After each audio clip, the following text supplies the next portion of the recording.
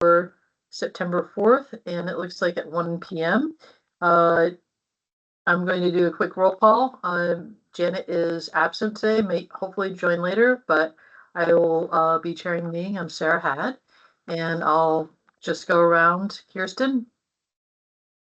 Kirsten Sultan, board member, present. Alex? Alex Weinhagen, board member. Hello, everyone. And Brooke? Brooke Dingledine, good afternoon. Perfect. Do we have any agenda updates or modifications? All right, hearing none. Any opportunity for public comments on non-agenda items? All right, we can always come back to that later. And I think what I'd like to do is now turn this over to a presentation from Justin Kinney and Kate Buchwald. I can see Justin there. I don't know if we have Kate too.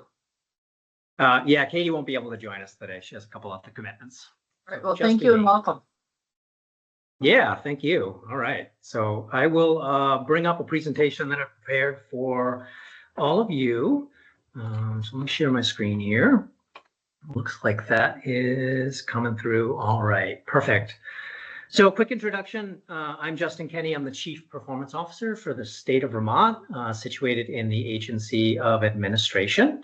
And I'm here today to talk about continuous improvement within state government, as well as performance management, and specifically going to highlight a lot of the different things that we have available to staff and the different ways in which we intersect with the different parts of state government. So in terms of agenda, we'll do a really quick overview of our office. Don't want to spend too much time there, but I know we're probably new to some folks. So we'll do that. Really hit on those professional development offerings, of which there are many that are available. And I will say free of charge. There's no cost for any of our services. Most of our things are voluntary in nature, so people can reach out to us either to take a training or get consultative support on different problems that they're working on. We're happy to provide that. We'll also look at trends in participation. So we have been tracking participation in training programs and communities of practice for, a little bit over a decade now. So going back all the way to 2014. So we'll look at that at a statewide level, but also look at Land Use Review Board participation as well, and what previously used to be the Natural Resources Board. I also wanted to touch on employee engagement metrics as well. Yeah, it looks like somebody's coming in. Give that a second. So we'll touch on employee engagement metrics as well. There were a set of questions that were added last year to the employee engagement survey that were ones that we proposed to the Department of Human Resources. And those have persisted this year. So we don't have this year's data, but we'll be able to look at last year's data. So 1 year of information, but did want to touch on those because a lot of what we'll be talking about in terms of professional development opportunities definitely aligns with trying to get those particular metrics up. And then the last thing we'll touch on is performance management and reporting. So we'll talk generally about our performance management approach, the framework behind it, and then also what some of the requirements are in terms of what is now called the Vermont Performance Report. And we'll look at some prior reporting from the Land Use Review Board. So that's our agenda for today. I would say if questions come up, just feel free to interrupt me. I mean, if you want to do the hand raise, whatever, I'm happy to stop in the middle of content and answer any questions that folks have. So, and really appreciate the opportunity to do this. So in terms of overview of our office, so I mentioned we are situated in the Agency of Administration. We are specifically associated with the Agency of Administration's central office. And we are a small but mighty team. So there are two of us, so myself and then Katie Buchwald, who's the statewide director of performance improvement, and that's it. And we provide centralized services to all of state government, so all branches, although we primarily work with the executive branch. Vision for us, I always think it's important to talk about vision and mission about what we do because it provides a lot of context. So vision for us, what we would like to see long-term is an efficient, effective, and modern Vermont state government. So there's three components of that, and you'll see within our core work that we are aligned around all of those three things. And then our mission, in terms of what are the actions that we're taking to try to make that vision happen. We primarily are in the business of empowering state government, state employees to do three things: better solve problems, manage operations, and also improve results. Over the years, we've worked to kind of define the core work of the Chief Performance Office. It ebbs and flows because we're constantly in the business of trying to fill gaps and respond to needs. But currently, there's three main buckets of work. We'll touch on the first and third one today in the presentation. But one main bucket of work is statutory requirements around what's called the annual outcomes report, as well as what used to be called the programmatic performance measure budget report. So programmatic level performance reporting. These recently have been combined into one report called the Vermont Performance Report, but we are required to report on these two different spheres of accountability, as we call them, every year. So the annual outcomes report is indicator level data. So it's about populations and systems across Vermont. The easiest way to think about it is it's like census level data or weather data. It's telling us about trends that are happening across Vermont's landscape as well as for Vermont's people. And that's a report that we collect every year. It's about 60 to 70 different indicators. We gather information from various agencies and departments and then present that to the legislature. And then the performance report, which we'll get into more, is a report on programmatic performance. So what is the work that's happening at a programmatic level within state government, both from a quantity standpoint and a quality standpoint, and also a results standpoint. So I won't go too far down that road now. We will get to that later, but that's one main thing that we do. We also do quite a bit of consultative work. It could be around strategic planning or strategy development and deployment. It could be around performance management or developing performance measures for programs or teams. Also, just general process improvement work. Folks can come to us and say, hey, we're really interested in doing this particular process improvement activity, or we're seeing a problem here or here. How would we approach that? We can provide some consultation and brainstorming on how that would actually happen. And we worked with NRB in the past, many years ago, on the Lean project. Folks might remember who have been around for a long time. And also just general problem solving. And all of our services span from working with individuals. In some cases, it's an individual reaches out and they're like, hey, I'm trying to do this thing in SharePoint. I'm not sure how to get it done. We provide support on that. Or this Excel formula, I really can't figure it out. We will provide support on that, all the way up to big scale projects like, hey, can you help provide change management support on our ERP project, so our move to Workday. So we get involved in all sorts of projects, some really, really small, some very large. And our model today, get you in 1 second, Alex. The model today, which is different from what we used to do. So with the NRB project many years ago, that was a pretty big project, multi-day event, right? That ended up with a big implementation plan. We facilitated most of those activities. We don't do that as much anymore because we saw that big projects tend to have a higher level of risk. And we noticed that folks kept coming back to the well in terms of wanting more services from us. And what we really like to do is teach people to fish. So we want to build the capabilities within the organization so that teams and managers and supervisors and staff can do these things on their own with a little guidance and a little support. So our model is a little bit different today. We don't technically go about and facilitate public meetings and events like that as much as we used to.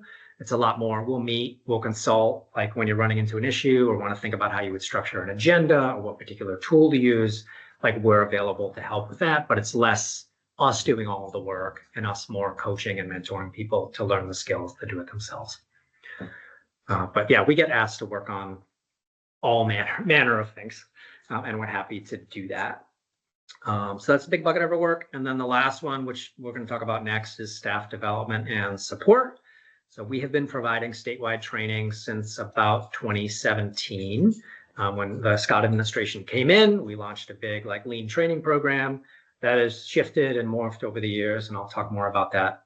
But now we've got a training program that is extremely robust and provides a lot of opportunities for staff to learn some of the skills that we teach, all focused on really trying to maximize employee potential and maximize the potential of teams. So it really is, how can we be the most productive we can possibly be while still keeping staff engaged and happy at the same time? So it's a balance of those things. All right, Alex, I know you had a question or your hand up. Question on the state outcomes annual report. You mentioned that there were 60 or 70 indicators that Yep. were referred to or looked at for that report. Does our little agency provide you with any of those indicators or data to support any of those indicators? Currently, no. So the outcomes report has a set of 10 outcomes that have been established. So they're outcomes of well-being for Vermonters. Those are set in statute. And then there's a set of indicators for each of those that would tell us whether or not we're achieving those outcomes. Like all Vermonters are healthy.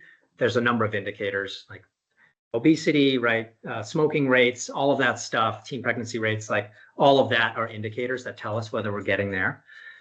Those indicators are established by what used to be the Government Accountability Committee. So they cannot be changed except by that particular committee saying, yep, we're going to change these. So I can make recommendations to them, but they're the ones that have to actually adopt those. So it's a legislative process to do that. The Government Accountability Committee was dissolved 2 years ago.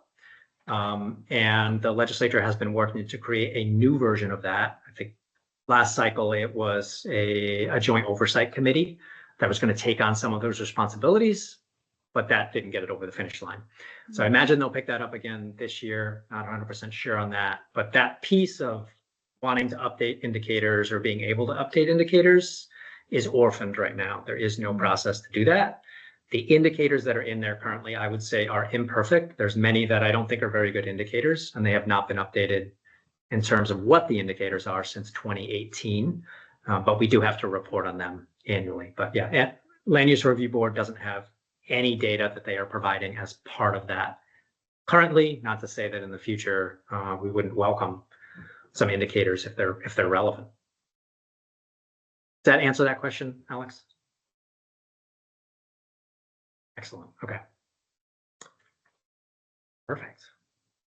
All right, so let's get into professional development offerings that we have available, again, free of charge. So I mentioned we've had training available in the state for many, many years. It used to be that there was a lean like belt training program. Folks might remember this. There was white belts and yellow belts and green belts and who knows, all sorts of other belt programs. And we've moved away from that. That actually happened in 2023. The training program was a success from our perspective. Folks got a lot out of it. They learned a lot, but we felt like that progression of having to take one course, then another was fairly restrictive. So you'd have to give up quite a bit of time to get to those like higher levels of training. We also felt like the trainings were a little bit long. So some of the trainings, like the Greenbelt training program, that was 3 days of training. That's like staff had to commit to, which is a lot when you have to be out of the office for that period of time. So we decided to do away with all of that. When Katie came on board in 2023, we said, you've got free reign, redevelop this training program. We want to maximize accessibility. We want to make it available to as many people as possible. And we want to get the best results we possibly can. And we also want to add some content. So one area that we saw there was a gap in terms of statewide training is training about how to manage operations. So there's a lot of trainings on like, how do you manage teams? How do you do performance evaluations, right? There's a lot of HR trainings, but there wasn't a lot about how do you manage a team to maximize performance? How do you set goals? How do you set targets? How do you develop a strategy for a team? And so when we revamped our training program, we wanted to make sure that that was actually included. So our new training program, a couple different ways to look at it. This is it. There's generally 34 courses that are available. 15 of those courses are recorded and they're in the state's learning management system. So staff with a partner.vermont.gov or vermont.gov address can go into the learning management system, register for these and take them on demand anytime that they want. A lot of the courses are short. They're only half an hour and a couple are a little bit longer than that, an hour and a half. And most of the courses are focused on the different tools of continuous improvement. So process mapping, root cause analysis, visual management tools, or change management tools, or brainstorming tools. And all of these tools are generally like intended to make it easy for people to get from A to B. So versus having like a bunch of conversations, right, we're using a tool to then get to a decision point. or take a brainstorming activity and turning it into something actionable. So all the tools are intended to do that, and we have all of these courses available. We also have courses here, and I'll use a laser pointer, that just go over the basics of like scientific thinking and problem solving, and that's this set down here at the bottom. These courses do need to be taken in progression. So first one, identifying problems, and then understanding problems, making improvements, reflecting, learning, and adapting, and then something called the improvement kata, which is an agile approach or nimble approach to process improvement. So those need to be taken in order, but everything else here can be taken really at any time in any order. So some staff come in and they're like, I'm really interested in process mapping, want to use that. They take the course. We've also got some guides available for them after the fact, and then they can deploy that knowledge to do a process map. The one other one that I'll mention here is this Introduction to Continuous Improvement training. So that's a 1-hour training that is assigned as part of onboarding for new employees. So they're assigned that and supposed to take that within the first 6 months. Later, we'll be looking at participation data. That course is not included in any of the participation data because we feel like that's not a voluntary course. It's a voluntold. It's a required course. So we don't count that in any of our training data because we're really focused on what are people signing up for and really want to take on a voluntary basis. But there's a great set of courses there. And then we have 19 live courses. So these are a little bit longer. They're generally 2 to 4 hours long. Most of I think 95% of them are actually done on Teams. And I believe every single one of these is available as a virtual option. For these 3, visualizing, analyzing, and developing improved processes, which is very similar to what we traditionally used to teach, those we typically have an in-person option, but virtual as well. So all of these are available through Microsoft Teams. Do have to sign up in the learning management system for these. But you'll see, right, 4 hours is the max here. We don't want to go any longer than that because it is a commitment for staff to take that time out of the day. The one training that's longer than that, this last one, VT Lead, Managing Change, that is actually provided by the Center for Achievement in Public Service, so the statewide training center. And we didn't want to recreate the wheel on that one because it's a really great training. So we included that as part of our badging program. And generally, like we try not to duplicate what is being provided by CAPS, so the HR training. So we work with them very closely. What we're providing is in addition and on top of all the things that they are providing. And again, we're like always trying to fill gaps. So where do we see there's no training? Let's provide some training on that because there's a need. The one that's come up most recently is managing projects. There's not a lot of training on project management. And every single one of us is probably doing some level of project management every single day, even if it's small scale projects. So that was a massive need. So we included that in our training program. It's 3 hours. It's not a full like project management certification course, which would be probably 20 or 40 hours, right? But it's like the basics of project management and how would you actually do that within state government using some of these like low tech tools that we have available to us. That one's really popular. The other one that's really popular is documenting and standardizing processes. So this is all about how do you develop SOPs and job aids and job breakdown sheets. That tends to have 50 to 70 people sometimes attending that one. Improving meeting productivity is also a very popular one. Everyone's got meetings. Everyone wants those meetings to be run better. So that one tends to be really popular and a lot of the other ones too. But those are the ones that we see a lot of people signing up for. So you can see here, there's quite a mix of stuff. We got stuff on performance measures, stuff on strategy. Establishing purpose is about how do you set values, a vision, and a mission for your team. Stages of group development, like creating psychological safety. It's quite a mix of stuff, all of which we feel is important to create a culture of continuous improvement and innovation.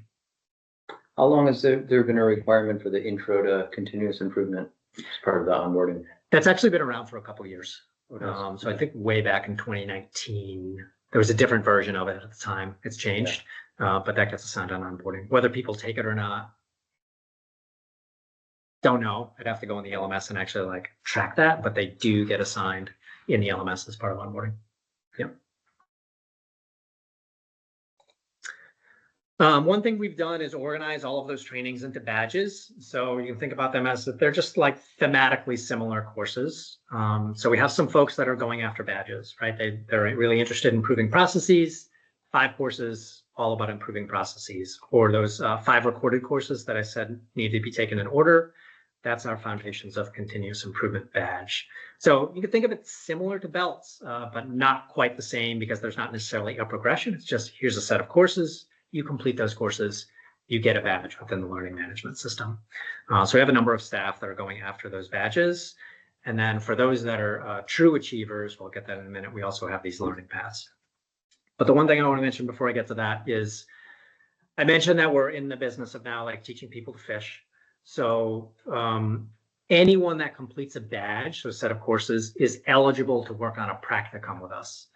So they complete the courses, they want to take that next step, they want to apply a bunch of the concepts and tools from those courses to a real problem that they're dealing with. Could be process improvement, something else. They want to develop strategy, right? They want to work on team dynamics or culture.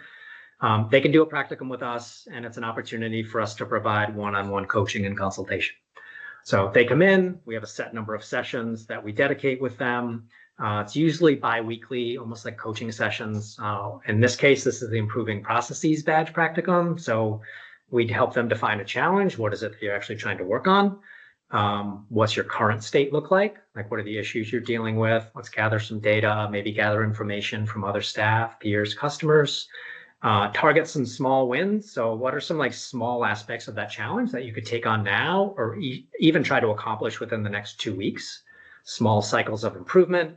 And then there's innovation and experimentation that happens. So staff might say, okay, I think if I did this differently, I might get the result that they want. Okay, well, we want you to do that. Try that out. We're going to meet again in 2 weeks, and then you're going to tell us how it went, what you learned. Did it work? Did it not work? If it didn't work, why do you think it didn't work? And what's the next experiment you're going to try? Like, how are you actually going to overcome that barrier?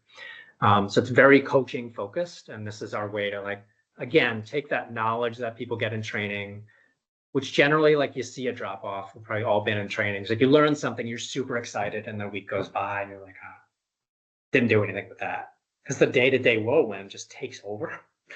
And it's hard to apply the stuff. So we want to make it as easy as possible for people to take what they learned in training, apply it in real world examples as a way to reinforce all of that learning. So that's our practicum approach. At one point, we had 9 practicums going on at a time. I think we're down to like 3 or 4 that are happening simultaneously, but we've got a bunch of staff that are taking this route with us. And again, it's voluntary. People want to do it. That's the great, like, easiest way to get one-on-one support for something. And it works well for us because then we know people have taken the training and they have the knowledge, and we don't have to like go over a lot of that stuff again. So that's badges, and then all those badges are organized into what we call learning paths. We've got 3 of them. The problem solver learning path is one that we think is great for all employees because that covers the basics of scientific thinking, how to go about solving problems, and also how to go about improving processes. And then advanced problem solver learning path is the same as the problem solver learning path, although it includes all of the tools courses that are recorded, some courses on facilitation, and some courses on change management. So this is best for staff who are interested in kind of leading continuous improvement efforts and projects within an organization. So a smaller number of people that kind of like become the experts on continuous improvement. And then the last is operational excellence leader learning path. This is the one that fills that gap around training related to operational management within the state. So we've got the same badges as problem solver in there, but we have a badge on what are the principles of operational excellence. We've got one on strategy, vision, mission, and values, one on improving performance of teams and programs, and then the last one on creating a positive culture within a team. That's more like the people side of continuous improvement. So we've got folks that are also signing up to do entire learning paths. And when folks complete a learning path, like the advanced problem solver or the operational excellence leader learning path, we actually have small communities that they can then participate in, so they can talk with other people who have taken those learning paths and share best practices and tips and tricks and challenges. So we've set up some Microsoft Teams and channels specifically for those folks. All right, so that's all the continuous improvement training. So if that's not enough, we have even more. So we recognized a number of years ago that one of the limiting factors in terms of people's ability to improve and even think about what might be different was the limits they had in terms of their knowledge of what technology can do. So we decided to get pretty involved in what we call the low code, no code space. So staff have at their disposal today lots of different tech tools that are extremely powerful that allow you to do things that would require a developer 10 years ago. Right? If you think about like the capabilities that we have today, you can do some really amazing things without needing to know IT at all.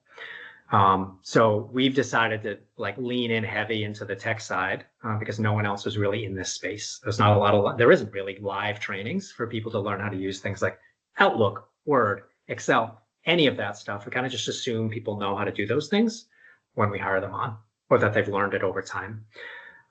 So we've launched this Tech Boost training program, as we're calling it. We've got a couple badges in this one. One's live, and we've got a couple that are going to be online soon. So we have an Excel Power User badge. This is 12 courses that are available, live instructor-led with me, focused on Excel. Starts with the very basics of what's a table within Excel, and then goes into how do we write formulas based on that table, and then how do we clean up messy data for better analysis, and then finally getting into pivot tables and pivot charts, and how do we do really dynamic reporting, and how do we use some new features like dynamic arrays that allow you to write one formula and fill out 100 cells of data with one formula. So that's the top, and then we get into the power tools. How you build data models, how you connect to multiple workbooks to do very complicated reporting, and how to use something like Power Query to take a folder of, let's say, 40 workbooks and combine it with the click of a button. So we cover all of this in the Excel Power User Training Program. That's been very popular. When we first launched, I like to say it was like trying to get a spot at summer camp. Within 5 minutes, all of the spots were gone and there were wait lists. We've run 2 cycles of this now, and we have a third that we just announced for the first half of 2026, but those have been really, really popular. We're also going to be providing training on Microsoft SharePoint. So ADS used to provide this years ago, and then they haven't for a couple of years. Here's a need. A lot of people have questions about SharePoint, how to use it effectively. So we'll have a 5-course progression in SharePoint, 2 recorded trainings, and then 3 live instructor-led, working with Vasara on that. We'll have one on Power BI. So BI stands for Business Intelligence. It's a data reporting tool. You'll actually see an example of it when we go into my reporting stats for training participation. But we're going to have a cohort on that in the fall of 2025. And then we're going to go into Microsoft Power Automate, which is an automation tool in the Microsoft suite that can connect to multiple things. So as an example, when we developed the templates for our performance report, we developed individual templates with prior year data for every single part of the org. So Land Use Review Board has one, DEC has one, etc. That was all done in Power Automate. I write a script and I say, generate these files, and it generates 60 files with all of the data from past submissions. Very powerful tool. Again, don't need to be IT to use it. It is there and available for folks. So we're gonna have a training program on that. So there's a lot of ways to automate current work. And again, like if you don't know the capabilities of all of these tools, if you're thinking about improving a process, you're not gonna come up with that. You're not gonna be like, oh, I could use Power Query and Excel to take these workbooks and automate that data ingestion or data transformations, right? You're just not gonna come up with that as an idea. So we like to get it out there, the awareness out there. Here's what all of these tools are capable of. And then that just opens the door for staff to think about how they could be more productive. Yeah. So that's the corollary to our continuous improvement training is Tech Boost training. So we've got more. So that's all the formalized training that we have available to staff. People can sign up for. We also wanted to provide even more support to staff in kind of an ad hoc way to be able to apply different concepts and tools, and also work on that kind of stuff with peers. So we created what's called the Continuous Improvement Network. It is a Microsoft team that's available for any state employee, and it's a space where people can pose questions, get answers, ask about information from other peers. Also sometimes get information about things that are happening at the statewide level, announcements, that kind of stuff. So there's a bunch of channels that are in that team that are available, very actively used. Katie runs a CI speaker series on a monthly basis, usually an hour and a half, but she's been really good at getting some big name folks in to do talks free of charge So we had Jen Palka in talking about technology within government. David Allen, a number of other folks have come in and done talks, and we have all of those recordings actually available for people to see. Those advanced practitioner meetings, that's quarterly, that's the advanced problem solver, as well as the operational excellence leader learning folks. We do a quarterly topic series within this network. This has been very popular as well. So we've done some with HR in the past, with ABS. We've done one on marketing and communications. We did professional development. The current one is on the ERP project. So we did a session on what is the ERP project. So the Workday move, Vantage Vision, VTHR over to Workday, gave an overview of that. We just got a demo of some of the system in the last session, and we have one more session coming up. I think it's Mythbusters around the ERP. And then we're going to be doing a culture series coming next. We're going to have AHS come and talk about how they develop culture and the ways that they're doing that. AOT will come for a month, and then also Department of Tax will come and talk about their values and how those live and breathe within the organization.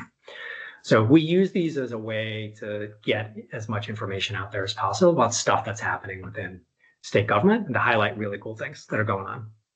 And a lot of it comes from people just requesting certain topics, or again, where we see gaps. And on occasion, we do book discussions. Some of the authors that come and do our speaker series will give us books. We had one author that gave us 30 books. We were like, great, okay, let's give those out and do a book club on it. Like, might as well. So there's a lot happening in that space.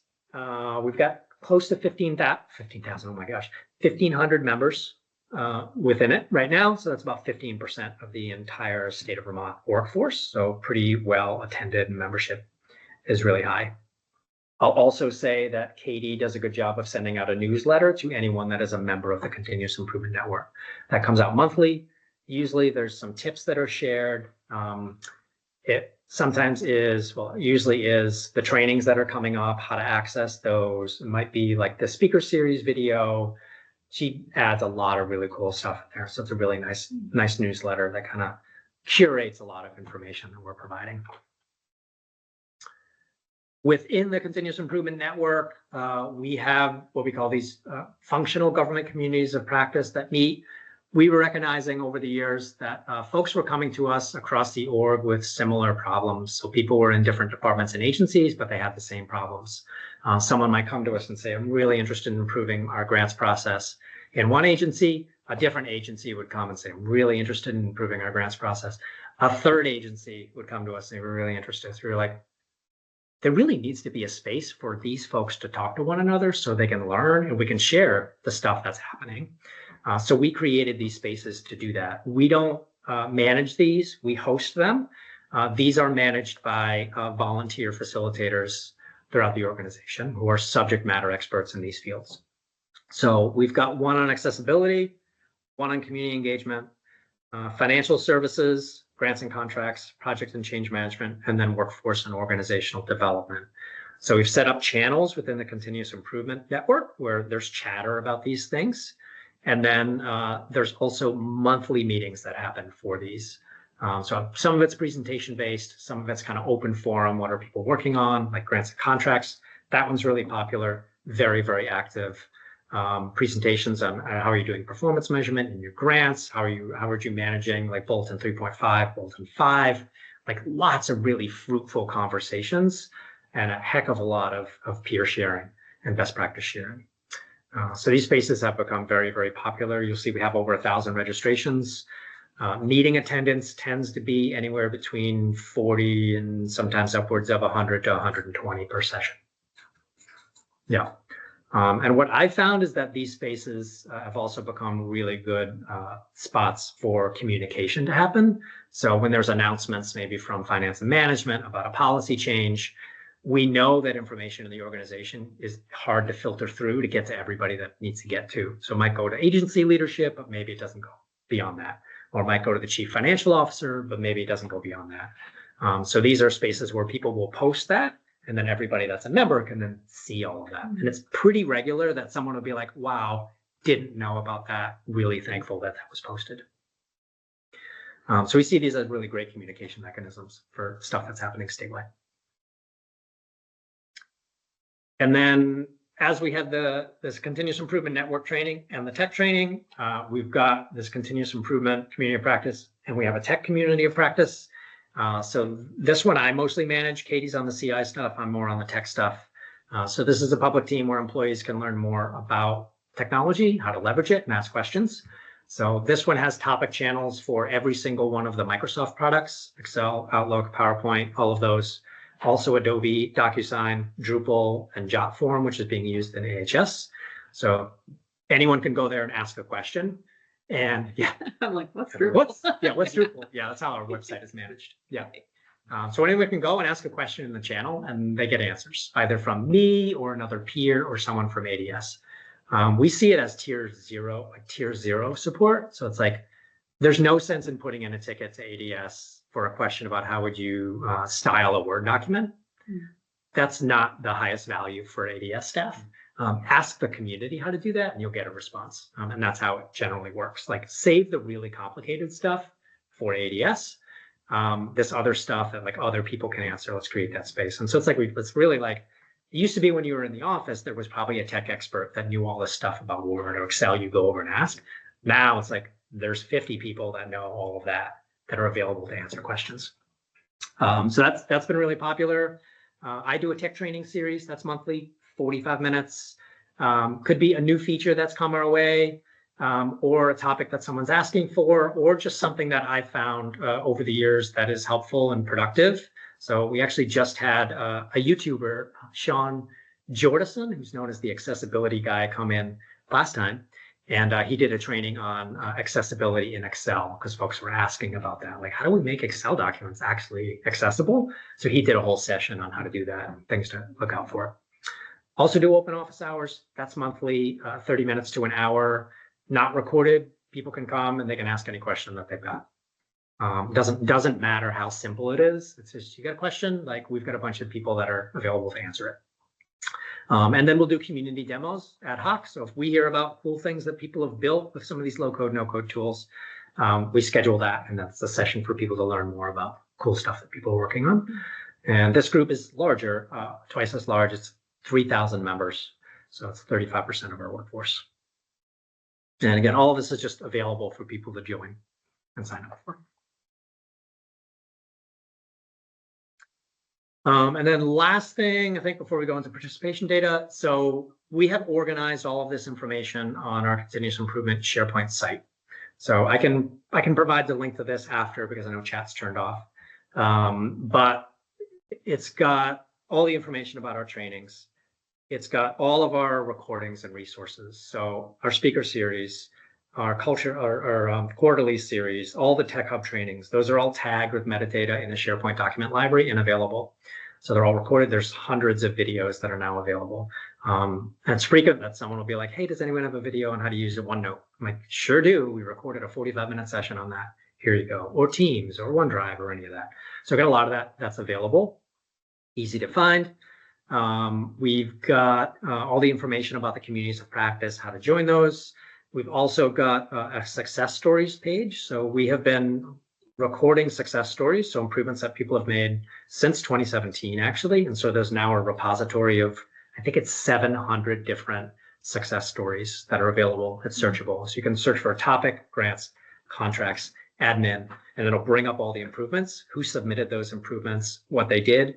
And it's an opportunity to then follow up with someone if you're really interested in how they did that. And we also do awards every year. Out of the ones that are submitted, we pick the top 3 and we give awards out for that.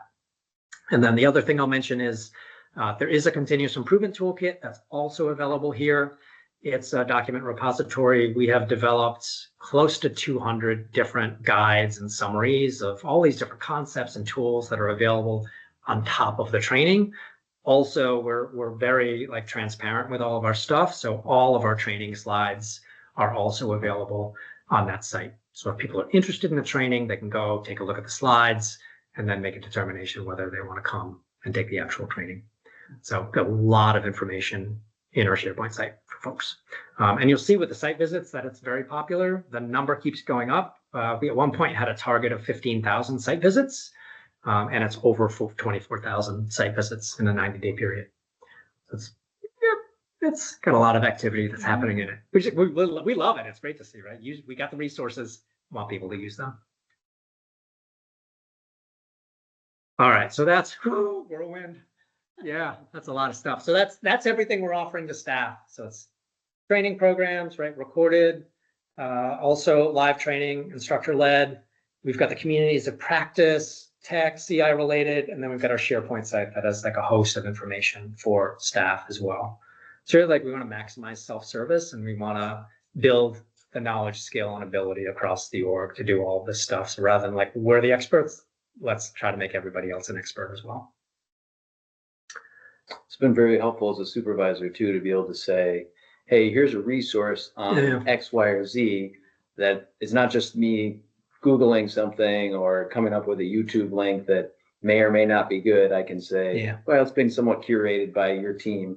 And so it can point, employees to that, which has been helpful. Yeah, that's great. Yep. Any questions before we look at participation data?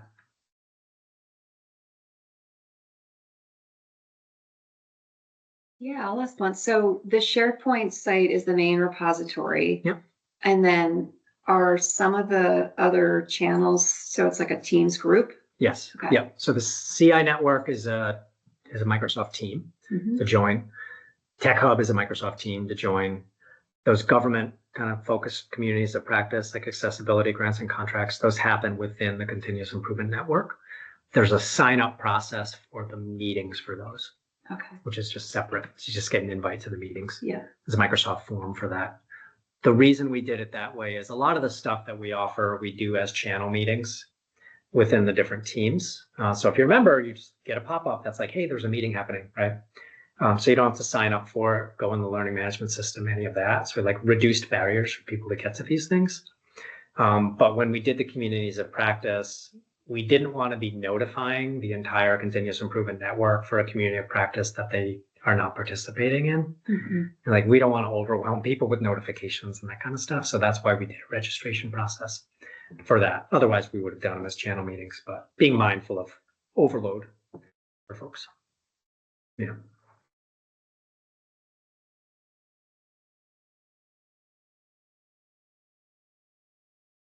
All right, keep going. So participation data. So we'll look at statewide data and then we'll go down to land use review board data. So as I said, there's been training statewide level since 2017, but we actually tracked the original lean training that happened in the Department of Environmental Conservation back in 2014. So prior to the pandemic, we had a pretty big year, 2019. That would be this one right here. We had 544 unique individuals trained. Pandemic hit, and of course that when we took a hit for training participation during the pandemic, so we saw a dip down, started to come back in 2022, and during this period we actually transitioned a lot of our in-person trainings to virtual because we had to. It was just what we had to do. So we saw it start to come up back in 2022, and then in 2023 is when we took a little bit of a hiatus and said we're going to revamp the entire training program, which is why that's really low. But you can see the result of all of the changes that we've made in terms of increasing flexibility and accessibility to the training program and all the different ones that we've added with this massive uptick. So last year was our highest year ever. So this was fiscal year 25. We had 941 unique individuals come through our training program. So at least take one, and a lot of people took more than one, which is pretty massive for us. And the percentage of manager versus non-manager was a good ratio as well. It's like 60-40, something like that. A little bit different, but. And already in 2026, we're seeing we've got 272. So just within the last, 2 months, we've already got close to 300 people that have participated in training. So numbers are on the rise, which is great. Really happy about that. It means that folks are taking the trainings. Of course, when we think about it, it's not just about the training numbers. Think about our logic. Like we want people to take training because we want them to get the knowledge and skills. And then we want them to use those knowledge and skills to actually improve the processes and programs within government. Like that's ultimately what we want for our vision and our mission. So we try to track that stuff. So we'll ask if people are satisfied. So we use that post-training. Our survey response rate is about 30 to 40%. So really good, actually. We ask if people would recommend our trainings to a colleague. And we calculate a net promoter score off that. So for folks that don't know, net promoter score, it can range from a -100 to a 100. So it's a pretty wide scale. I think at the last employee engagement survey, they calculated a net promoter score of whether people would recommend the state to like peers as a good place to work. It was 9. So our net promoter score is 63, and 70 is considered world-class. So we're really close to that in terms of satisfaction with our training programs. Very happy about that. And then we also ask, did you actually learn something? Like, did you have an increase in knowledge, skill, or ability as taking a training with us? And that's almost at 96% of folks are saying, yes, absolutely, I learned something. We have an annual survey. It's not on here, but we asked that next question. You took training, you liked it, you learned something. Have you used it to improve government processes? And about 82% of people said yes. And of course, a variety of reasons they wouldn't. Supervisor isn't supportive. They don't have the time, right? They're working real hard. They can't find the time to do it. Like all sorts of reasons why. And that's a gap that we're really trying to work on, is how do we get it so people can actually start doing this stuff, because we think it's important. So numbers wise, in terms of like what we're getting from training, we're very, very happy with. For land use review board, so there's a couple things within this, and this is all Power BI dashboard. You're just looking at a screenshot. We've got gobs and gobs of data that we can analyze. Everything kind of to the left of this is training data. This is all training, and this last table is community of practice participation. So I'll focus right here. So participation in our formal training program, either CI training or the tech training that we offer, is about 9.68% of your org. And it's in there as natural resources board because that's what's in there in the learning management system still. It hasn't been changed over. So 3 unique staff have participated. It's possible that there were more. The way that the learning management system data works is if someone was here and they were tagged as land use review board, when they move to another agency or department, their agency or department changes. So even though they got the training here, if they're at AOT, let's say, it's going to change to AOT, and now all those numbers would be AOT. So it's possible you have more people that participated. So this is just of your current employees who has taken training. So 3 of your current employees have taken training. You can see kind of the distribution over the different years. I only went back to 2019. But this is always interesting. So the average number of trainings per participant is 4. So of the folks that are coming, on average, they've taken 4 trainings with us, which is on par with a lot of other parts of the org. This number in comparison to that is really interesting. So that's the formal sign up for training in the learning management system. This is participation in any of our community of practice meetings. So the speaker series, Tech Hub trainings, quarterly meetings, any of that, that's at 48.39%. It's very typical when we've looked at other data from parts of the org that the COP participation is twice as much as the training participation. So that's typical. You're like way more than that here, right? It's almost a 5-fold increase. It tends to be the case because, again, those like meetings are very easy to participate in. They're 45 minutes or an hour. They pop up on your calendar. You say yes, you say no. Don't have to register. Don't have to sign up. So that's very typical. But like that percentage is really high in terms of 50% participation. And you can see it's mostly the continuous improvement network where folks are participating, less on the Tech Hub team. It's only 4 participated in Tech Hub.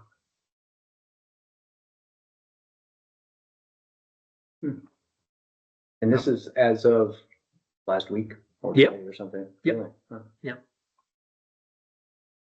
Yeah, so a couple discussion questions for all of you. How does leadership or you all currently promote and support professional development? So curious to hear about that. Like, how are you making that happen? Is it more ad hoc? Are you pushing it? What does that look like? What ideas do you have for increasing participation in training and communities of practice? Because we'd love to get our numbers up. Our goal for training participation is 15%, so 15. We'd love to see that for every single agency, department, or within state government at a minimum. And is there anything that we can offer or do to help with an effort to get those training numbers up. Well, I can start. Yeah. Probably in the best position to do that. So, I learned about this relatively recently, but over the course of the last year have promoted it in our all staff meetings. I participated in a couple. I feel like I participated in more than what was on that chart, but I don't know. Yeah. But at any rate, certainly promoted it through our staff meetings on multiple occasions. I think I shared your goal Yep. of the 15% with folks at one point as well, encouraging folks to talk with their direct supervisors about taking advantage of these courses and opportunities.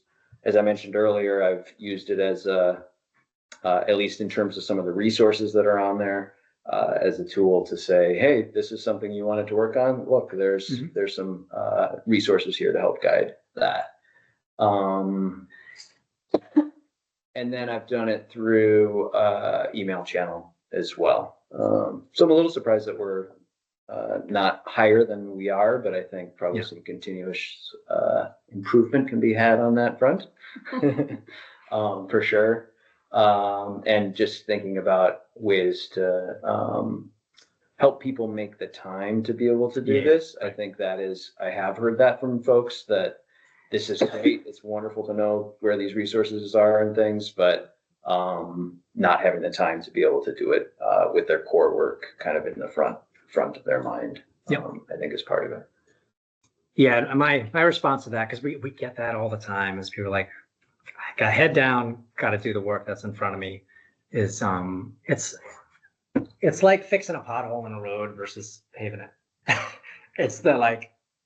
It's important to do the short-term investment, as hard of a hit as that is sometimes, because like everything that we're training is all about like increasing productivity over time.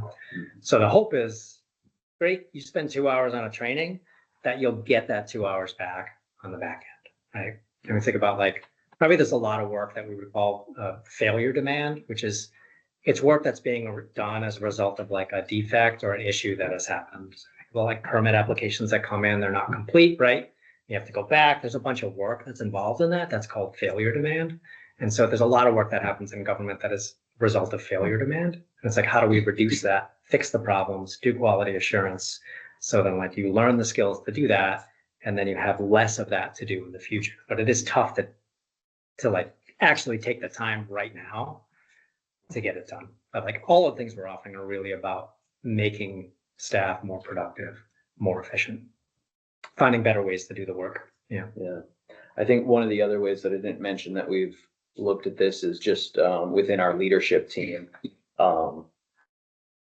taking not bets, but making goals, in terms of the leadership team, and making sure that they're utilizing these resources, so that then it can filter down to the rest of the staff too. Yeah.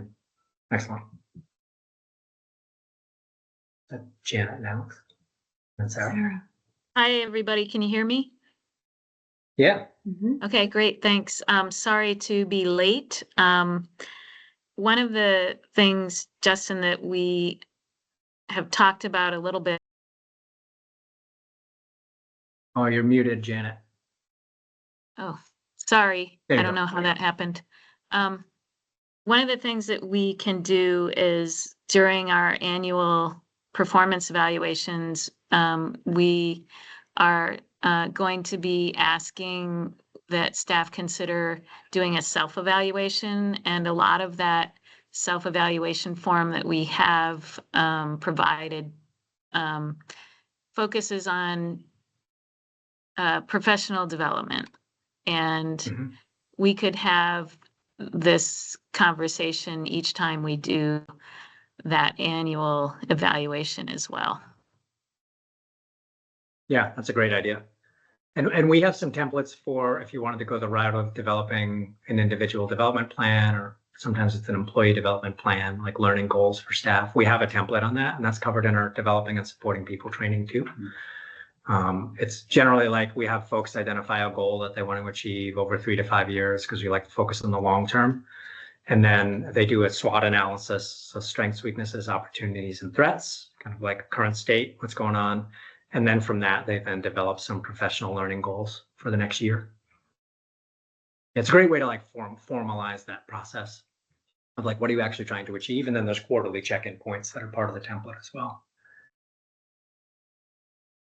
I think Janet's suggestion is a good one to increase uptake on this sort of thing. I do think that it's really impressive what you've put together, all the different facets of it. And, hearing you talk about it, gets me excited to try to, take advantage of more of those facets.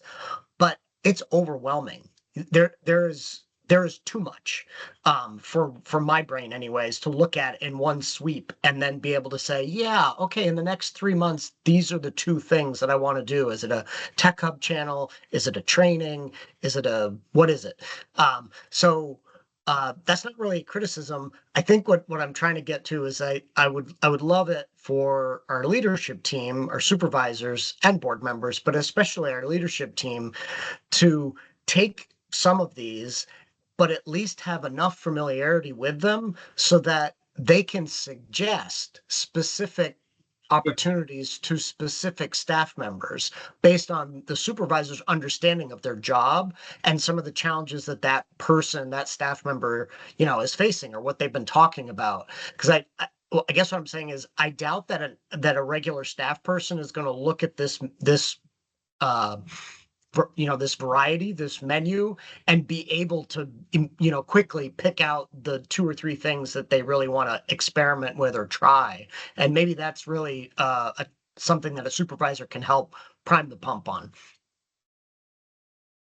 Yeah, that's a great idea. We've heard that from others as well. It is a lot. We try our best to curate like badges to kind of be like, here's all the courses that are in this badge. You want to improve processes, here's that. But it is a lot. Like, we're definitely dealing with that challenge.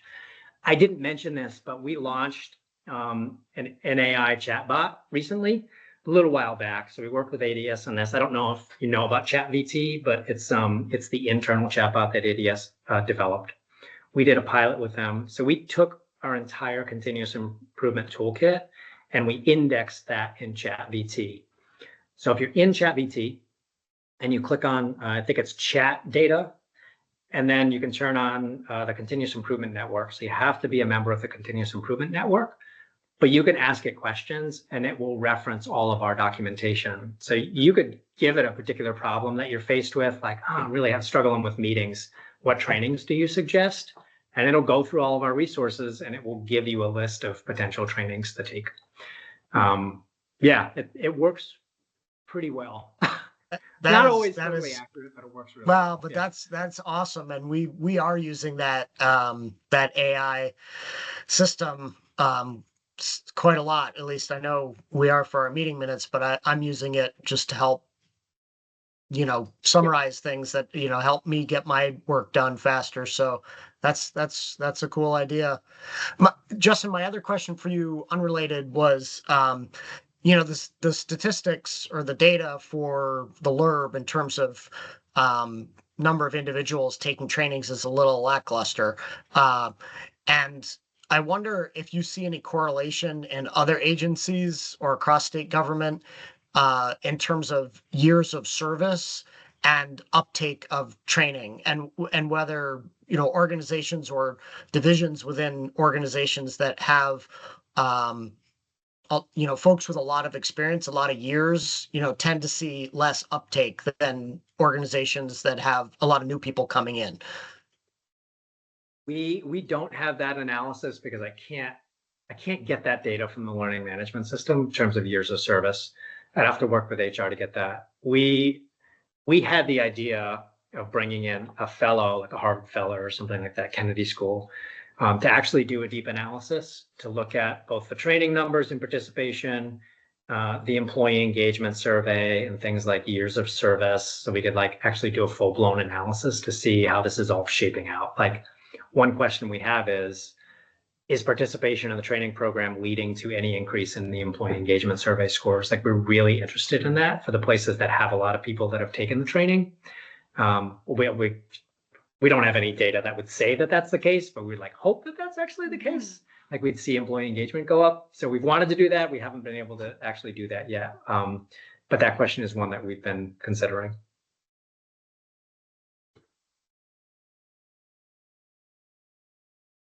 And then Sarah?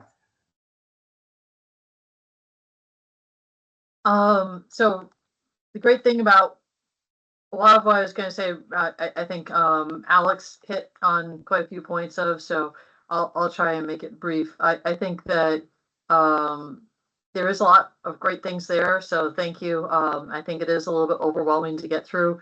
How do you promote and support professional development? I think you already hit on some of the larger topical things in terms of it needs to be a goal for an employee.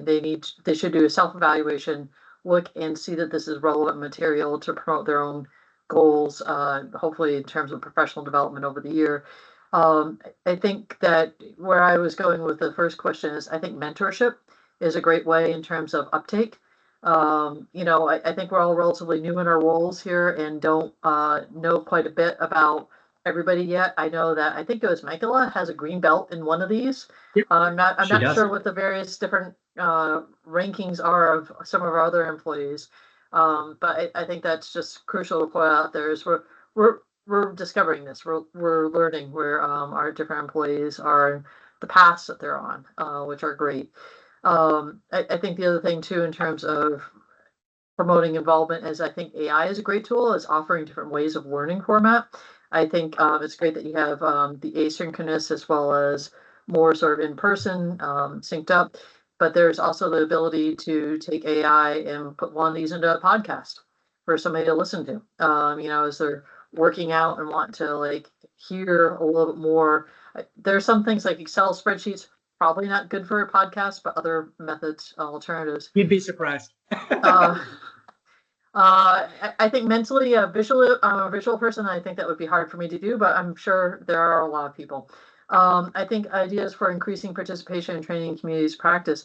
I will say that I was intrigued coming in with a lot of the trainings and looked at them. And one of the things I've been struggling with professionally is I have different certifications and credentials that I have to do so many hours of training for CM credits each year. And unfortunately, none of your content has AMI-CM credits for AICP, which is planning, certified floodplain manager, for CFM. I think I probably could with some of these with ICMA. Maybe there could be a better tie-in there. But just I think that there are all these different professional organizations out there. I think AICP, you could go through the chapter of the American Planning Association and maybe try and get credits for some of these. That would be great because trying to scout these things out for free is very tough. And I think coming into our organization where we have a lot of people with legal professions. I know Kirsten has her PE as an engineer. You're competing with other things that people need the credits for their professional, that if you only had some of these endorsements would probably be a big promoter. So that's just my 2 cents and plea. Yeah, thanks. We have heard that before about the credits. What has happened in the past is folks who need credits have asked us to provide some documentation about the number of hours, what's included in the courses. And so they've gone through the process of getting credits. It's variable, to your point, like some organizations won't accept that, right? You actually have to be certified to provide the credits. But we have done it in the past for folks. Tax department also mentioned that in terms of like some of the accounting things that need to happen, certifications there. So it's on our mind for sure. Yeah, but the struggle too is we're a team of two, sort of like go through all the work to get that is a little bit of a challenge. It would be really great if we could offer that. Yeah.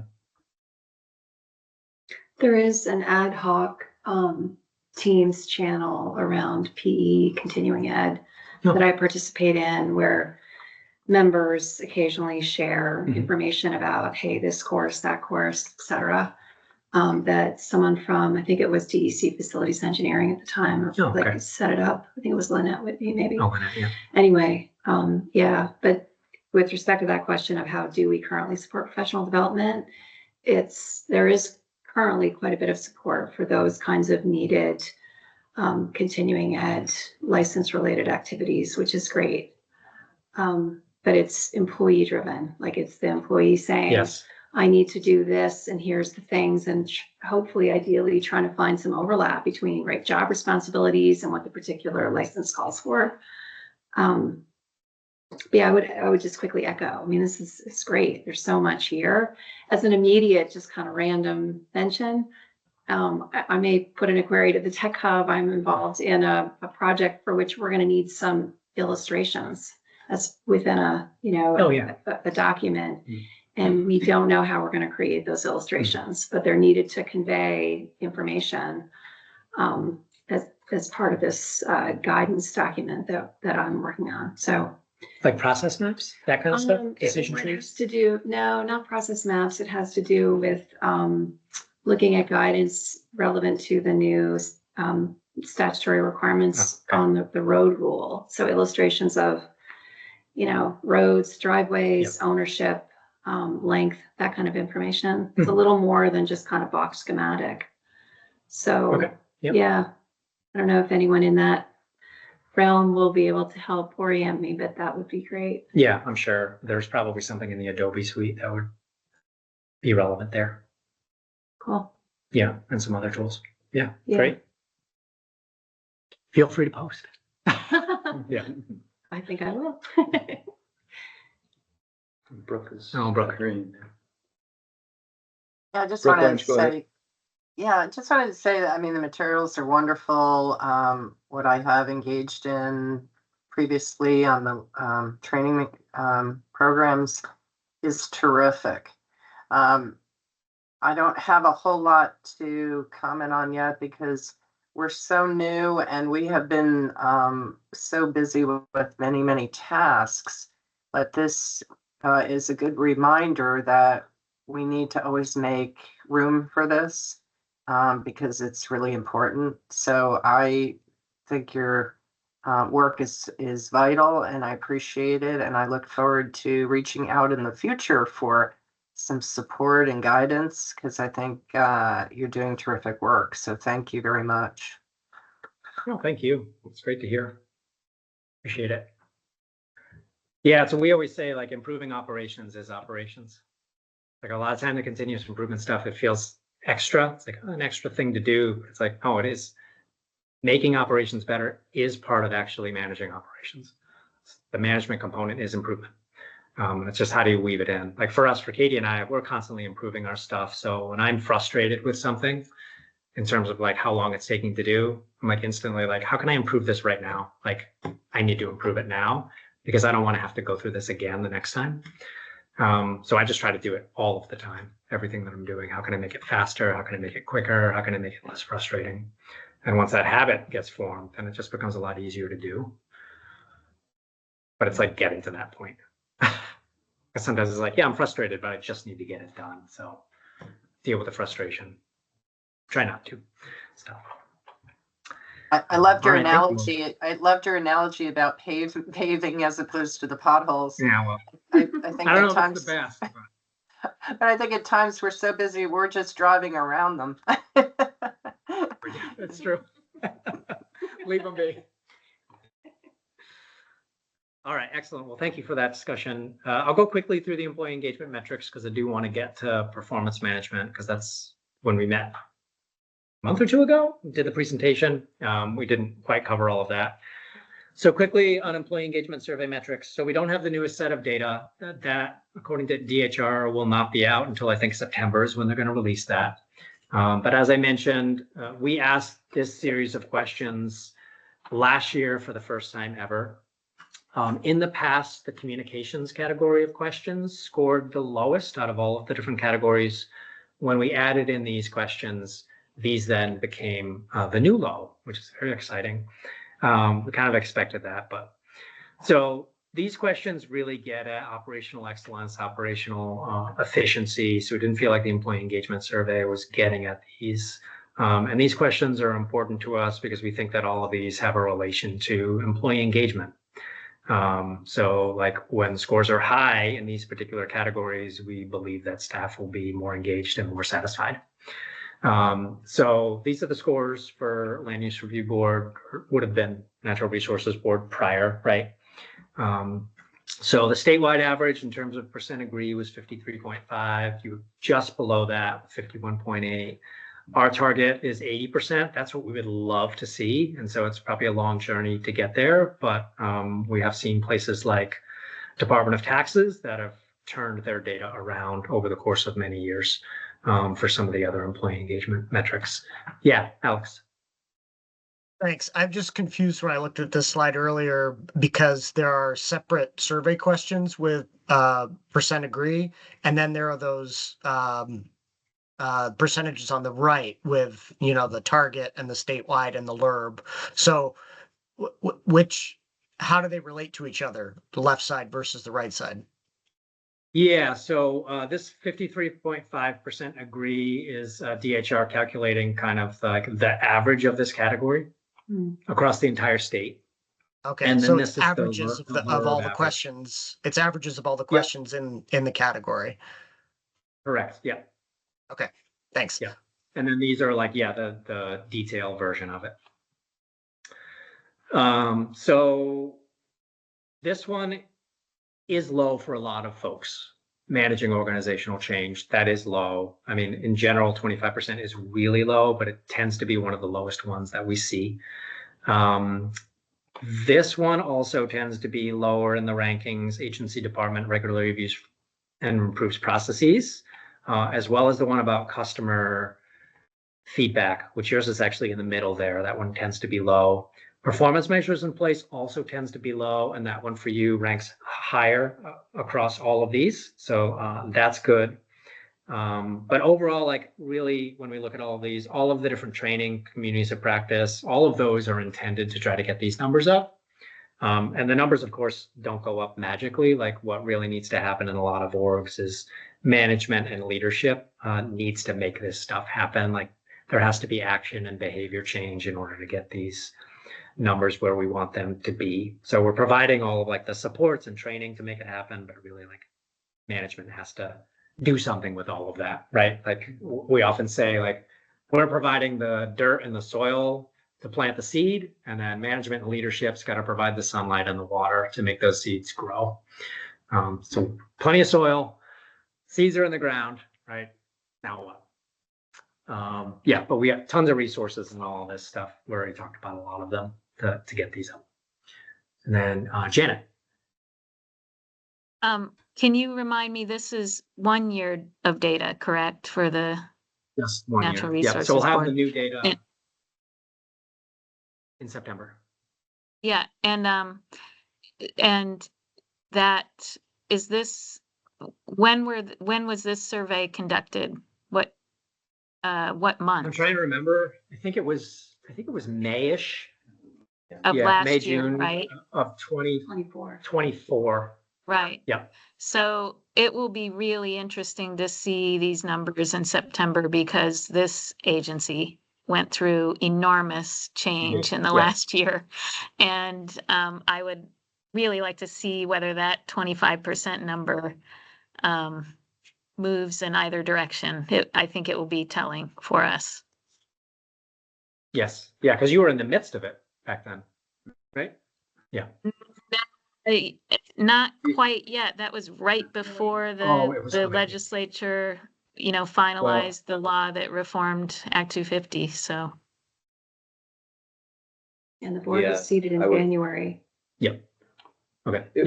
Yeah. Sort of a related question on, so that 25%, you said that is a low point for a lot of organizations, but is it generally low when you have a substantial amount of change going on in the organization? Certainly we've had quite a bit of change, as Janet was saying, over the course of several years, pre-implementation and now in the midst of implementation. Yeah, I would say that's definitely a contributor to it. Yeah, where there is a lot of change happening.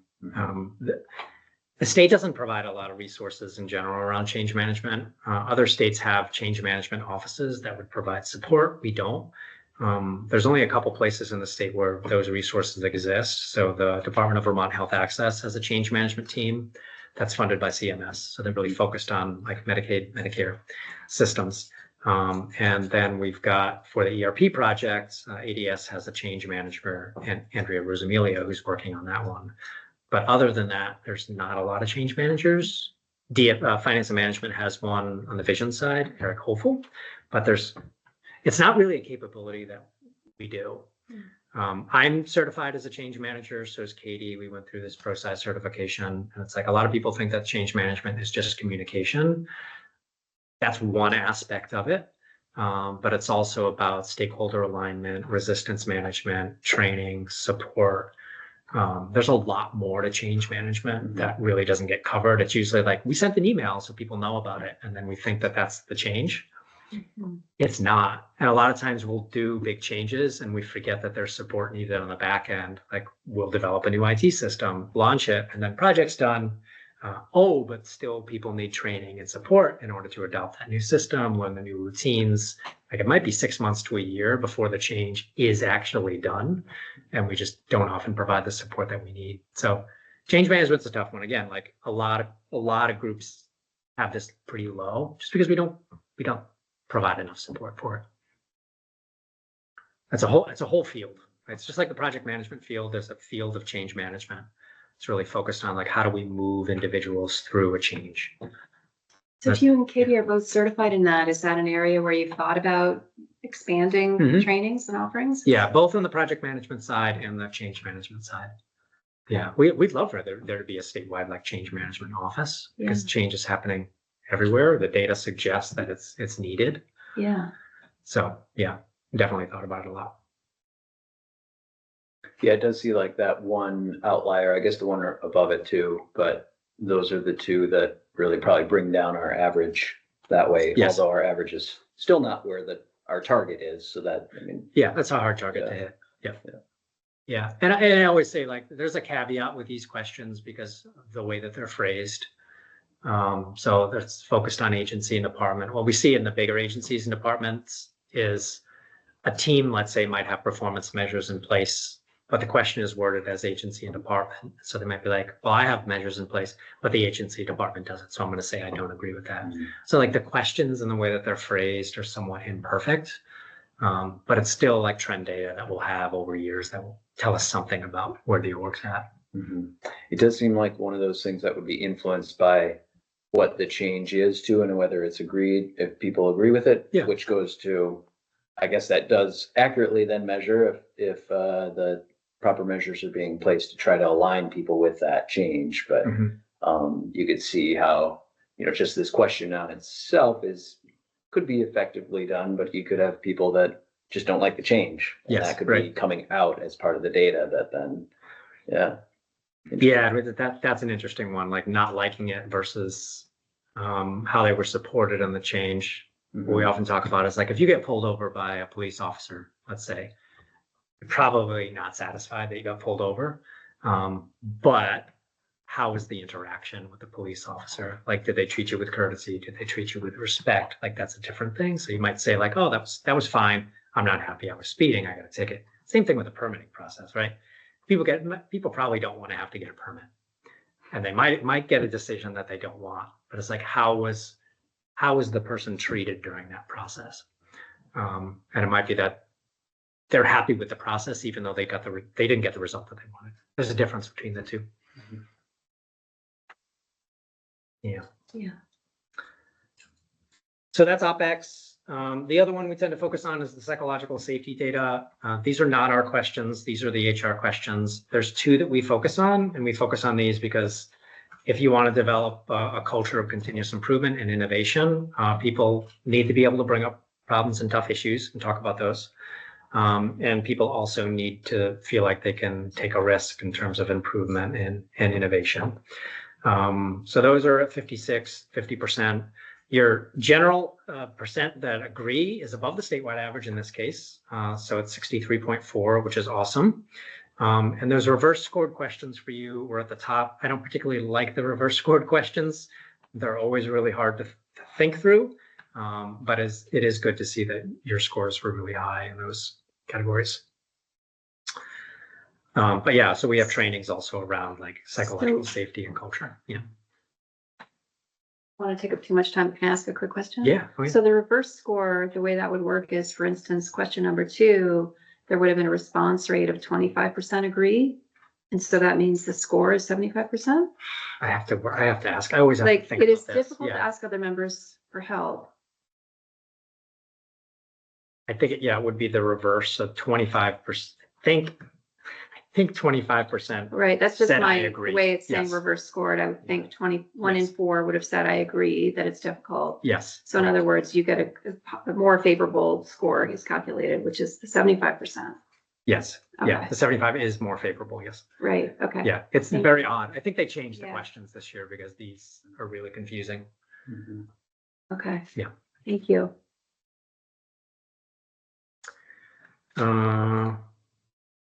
Yeah. So we're running out of time. Any quick reflections on those metrics in particular?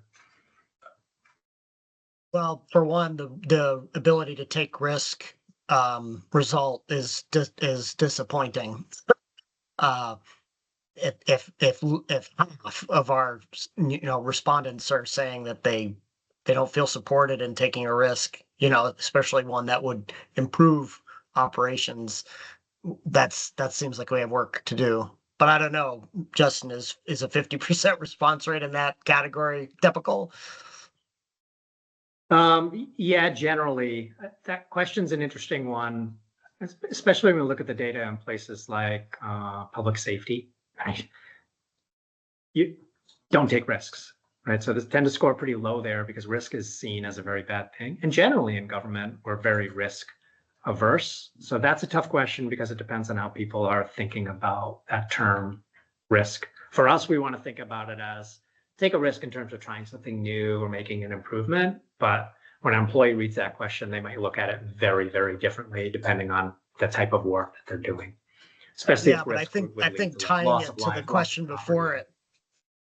Sorry, I was going to say, I think tying Yeah. it to the question before it that you also highlighted is important because, again, it seems like a really low number to me of folks that feel able to bring up problems and tough issues. Like, I want that to be 90%. You know what I mean? I don't want anybody to feel like they can't bring up a problem and just have a conversation about it like an adult.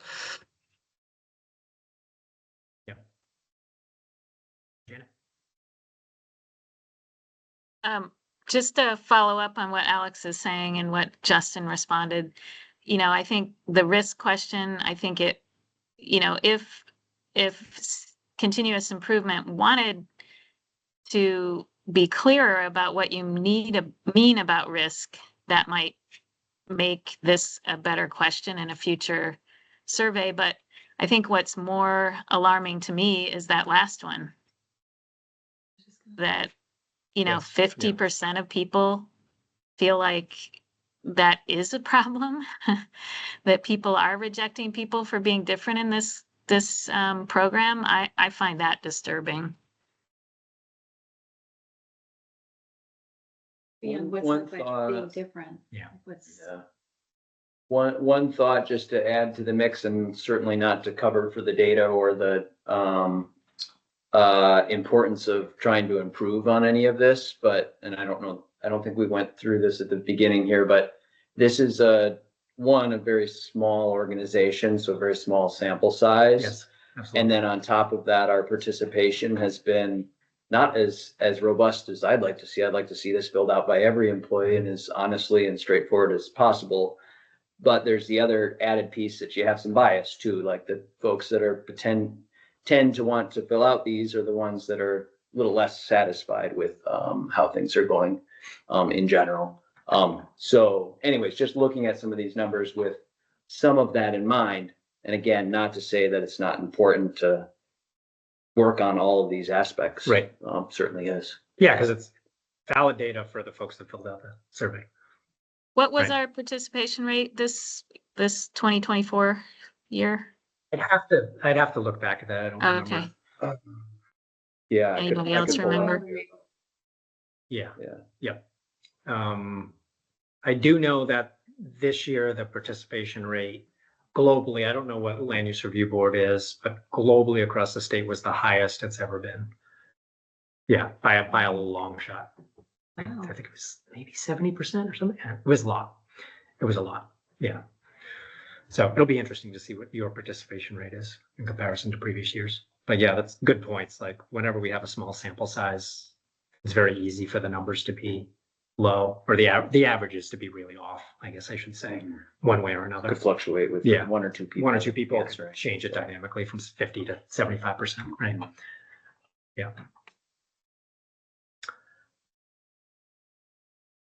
All right, so for the sake of time, I'll move to performance management and reporting.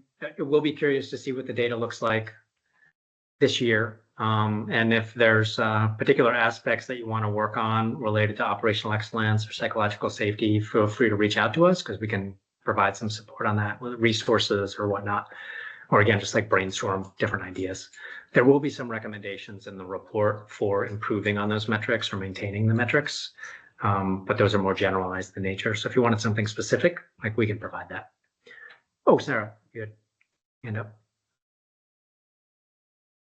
I was just going to say, with regard to the psychological safety questions, I think more specificity the better, because I don't necessarily see it as being quite as alarming, because we are operating within an organization that is fairly rigid in certain things in terms of application of rules and procedures, and that there has to be uniformity, equity, and fairness in the application of those. And so being different sometimes is not necessarily a good thing. So I think just more in terms of like, I understand where Janet's concern is, because obviously, you know, in terms of our environmental justice and equity and inclusion principles, we want to be very encompassing of differences. However, I think on the other side, in terms of operationally, the application of the law is something that we don't want to be too different in. So just the more specificity with those questions, the better. Thank you. Yeah, and for the psychological safety ones, we wouldn't be able to do that because those are DHR's questions and they're not specific to our work. The OpEx ones we can certainly change. Of course, then we don't have the difficulty is once you change the question, you don't have the baseline anymore. So challenging. But I would say for like what I often say is the employee engagement survey metrics, like they always deserve a deeper dive or need a deeper dive. They're telling you a small bit of information and there's something under the surface that probably needs to be greater or more understood. So for any metrics that you're like, these are ones we really want to focus on, it's probably worth doing some form of follow-up survey, anonymous, to like really understand why people scored it the way that they did. Yeah, and AHS does that. A couple other places will do a follow-up survey on particular measures because there's just not enough information to know what headspace people were in. Right. Yeah. All right, so last set of slides here, talking about performance management and reporting. So I'll set a little bit of the context around what is performance and performance management from our perspective. So performance in general, we can think about that as the extent to which an individual, team, or organization achieves its goals and fulfills expectations. And that's typically assessed based on a couple of key metrics or measures related to things like work environment, efficiency, and effectiveness. We can think about performance at the individual level, the team level, and that organizational level. For our work, we're not focused on individual performance. That's the space of human resources, right? Management supervision. Our work is always focused on the performance of teams and the performance of organizations. So that's where our like head is at in terms of talking about performance and performance management. So generally, this term performance management, there's a couple different aspects of it, but it's a systematic approach to setting goals and targets, measuring progress, and then using data to improve program services and operations. So there's a heavy data component to performance management. And it's really beneficial for a variety of reasons to be managing the performance of a team or an organization. It does provide clarity around goals and what we're trying to achieve and what the true north would be, so that we can like align everybody around that. It does create this like opportunity to improve efficiency of processes and systems when we know what it is we're trying to achieve, because likely we have to improve those things in order to achieve it. It can lead to better resource utilization and workload management, because it is around like aligning resources towards a particular end. Does allow for better data-driven decision making, so it's less like ad hoc or gut reactions and more what does the data tell us, and what should we do about it. So it gets out of subjective realm into more objective, increases accountability and transparency. Also, we find that performance management does enhance employee engagement when it is done right? When we're setting goals, there's a challenge, there's learning that's happening, employees are more engaged in those environments, does drive improvement and innovation. If we set the right goals and targets, it should force us to do things differently and in better ways. And ultimately, it leads to better public service delivery and better products for Vermonters and those that come to Vermont. So we love performance management. We think it's really important. We have developed a logic model around performance management, which sets the context for how do we actually measure the stuff that's happening within our organization. And this is specific to Vermont. So we developed this framework. There are some components here from what used to be results-based accountability. We found that framework, which was used in the state for many years, was great for a number of things, but it tended to fall apart at an operational level. It was good for collective impact. It was good for government working with nonprofit partners to think about how we might do things differently. But at an operational level, it just didn't quite cut it. Also, that RBA model kind of fails to make clear the connections between efficiency, effectiveness, and outcomes, and how everything is kind of aligned. It also didn't address this piece to us, which we added at the start of our logic model, which is that there's like a work environment that then contributes to whether or not a team can actually achieve results. So in our experience, like you can have a really knowledgeable, committed set of staff, but if it's a toxic work environment, they are not going to be able to achieve what you want them to achieve. You have the smartest people in the world, but if they can't work well together as a team, not going to get it done, right? We take all of the greatest baseball players, put them on a team. If they can't work together, if there's egos involved, they're not going to score. So that has become really clear for us, which is why like we've added this component, which is not typical in logic models. But to walk you through it, usually, right, there's a team of people that is organized around some sort of particular goal. It is important for us to understand the conditions of that team, their knowledge, their skills, their abilities, whether there's a sense of belonging and inclusion, how well they're managed, whether they're getting professional development and learning all the time, right? All of those things that we kind of get at in the employee engagement survey are things that should be managed by a manager, a supervisor, or a leader, or should be tracked. So that employee engagement survey is really the way in which we measure culture within our teams, in addition to additional surveys, and it is important. And I would say that what happens within a team aligns generally with the values of that team. Sometimes there's a direct alignment with what the values are said to be and put on a website, and sometimes there's a disconnect with what the values are said and what actually happens within a team. And when there is that disconnect, that's when you're going to have turnover and issues. So you want them to be aligned, but whatever the values are, generally they're happening in the team environment, and it's the day-to-day work where those values play out, interactions between staff and managers and also customers and clients. So that's one aspect of managing performance is team dynamics, everything in that employee engagement survey and other things you might track. That team then is in all cases responsible for doing some body of work. So there's activities they need to do, whether it's permitting or granting or contracting or admin work, like whatever it is, there's a body of work. And that body of work generally aligns with the mission of an organization, which is that like action-oriented term. That's like, here's what we do, right? So that mission bucket, right? The work that's actually happening, we call measurement within that space performance measures. Same thing with the results we'll get to in a minute. Work is generally inputs being turned into outputs through processes. So we get stuff in, we have resources, we do some stuff with that, and then we create some sort of output as a result, right? In your case, right, we get information from permittees, we do our permitting process, and then there's like a decision, yes or no, to do X, Y, and Z, right? That's an output.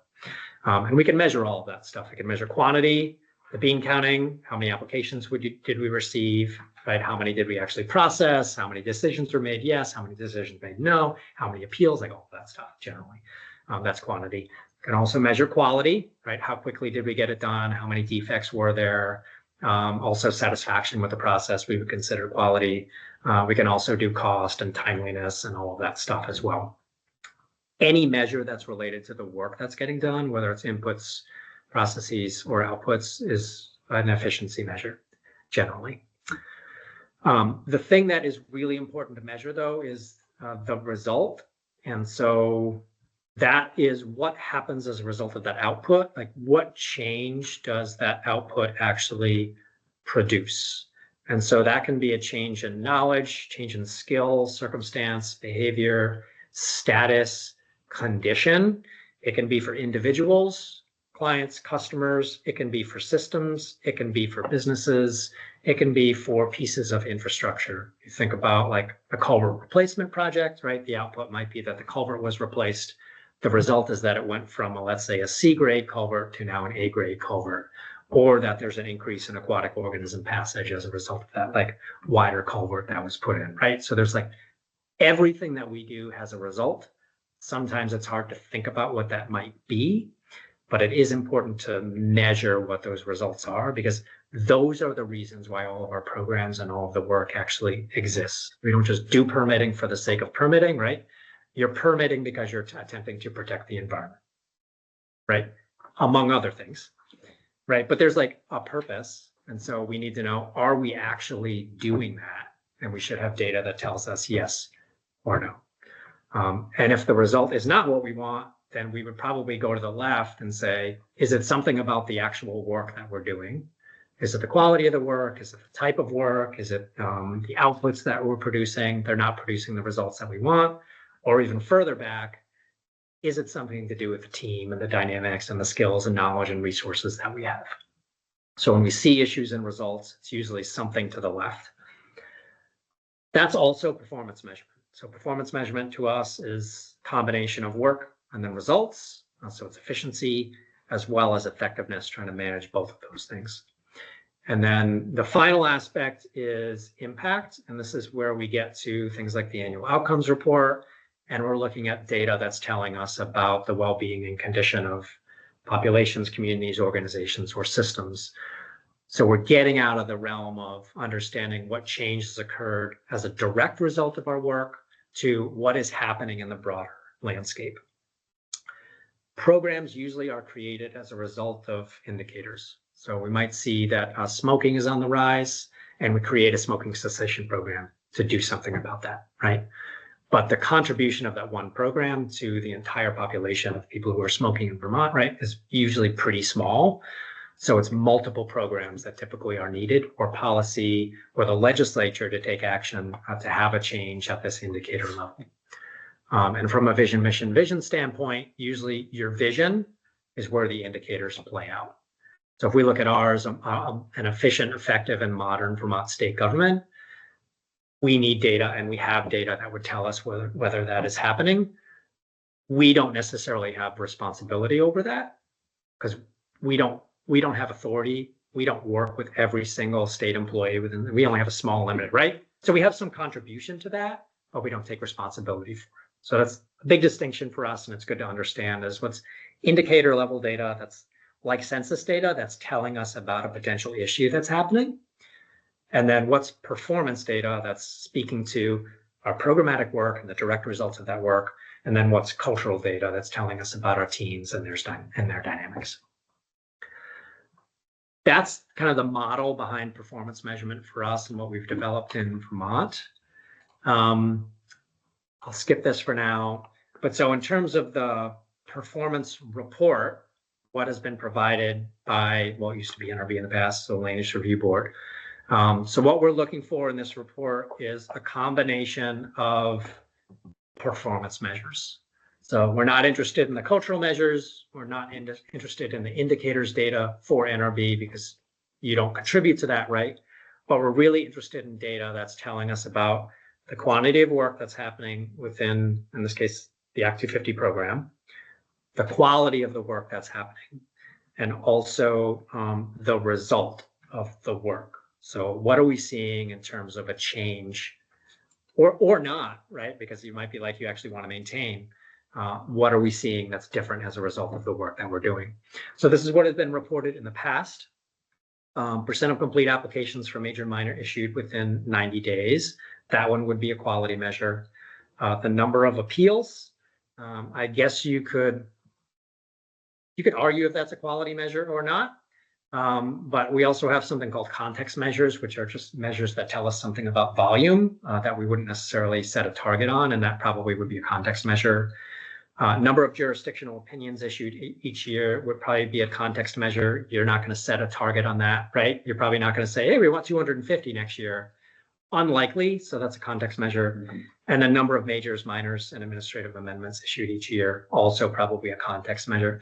So when you see what's been reported in the past, we've got some volume measures that are not what I would call true performance measures. And we have one quality measure, but we don't have results measures. And some other measures that we'd kind of expect. We had Janet and then Sarah.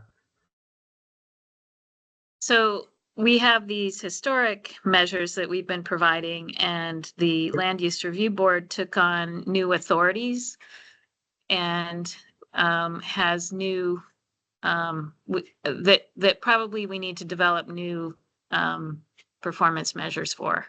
So we're going to be approving or issuing determinations of compliance for regional plans and a few other different kinds of applications. And, you know, as we move forward, we may even be taking on appeals from the environmental court.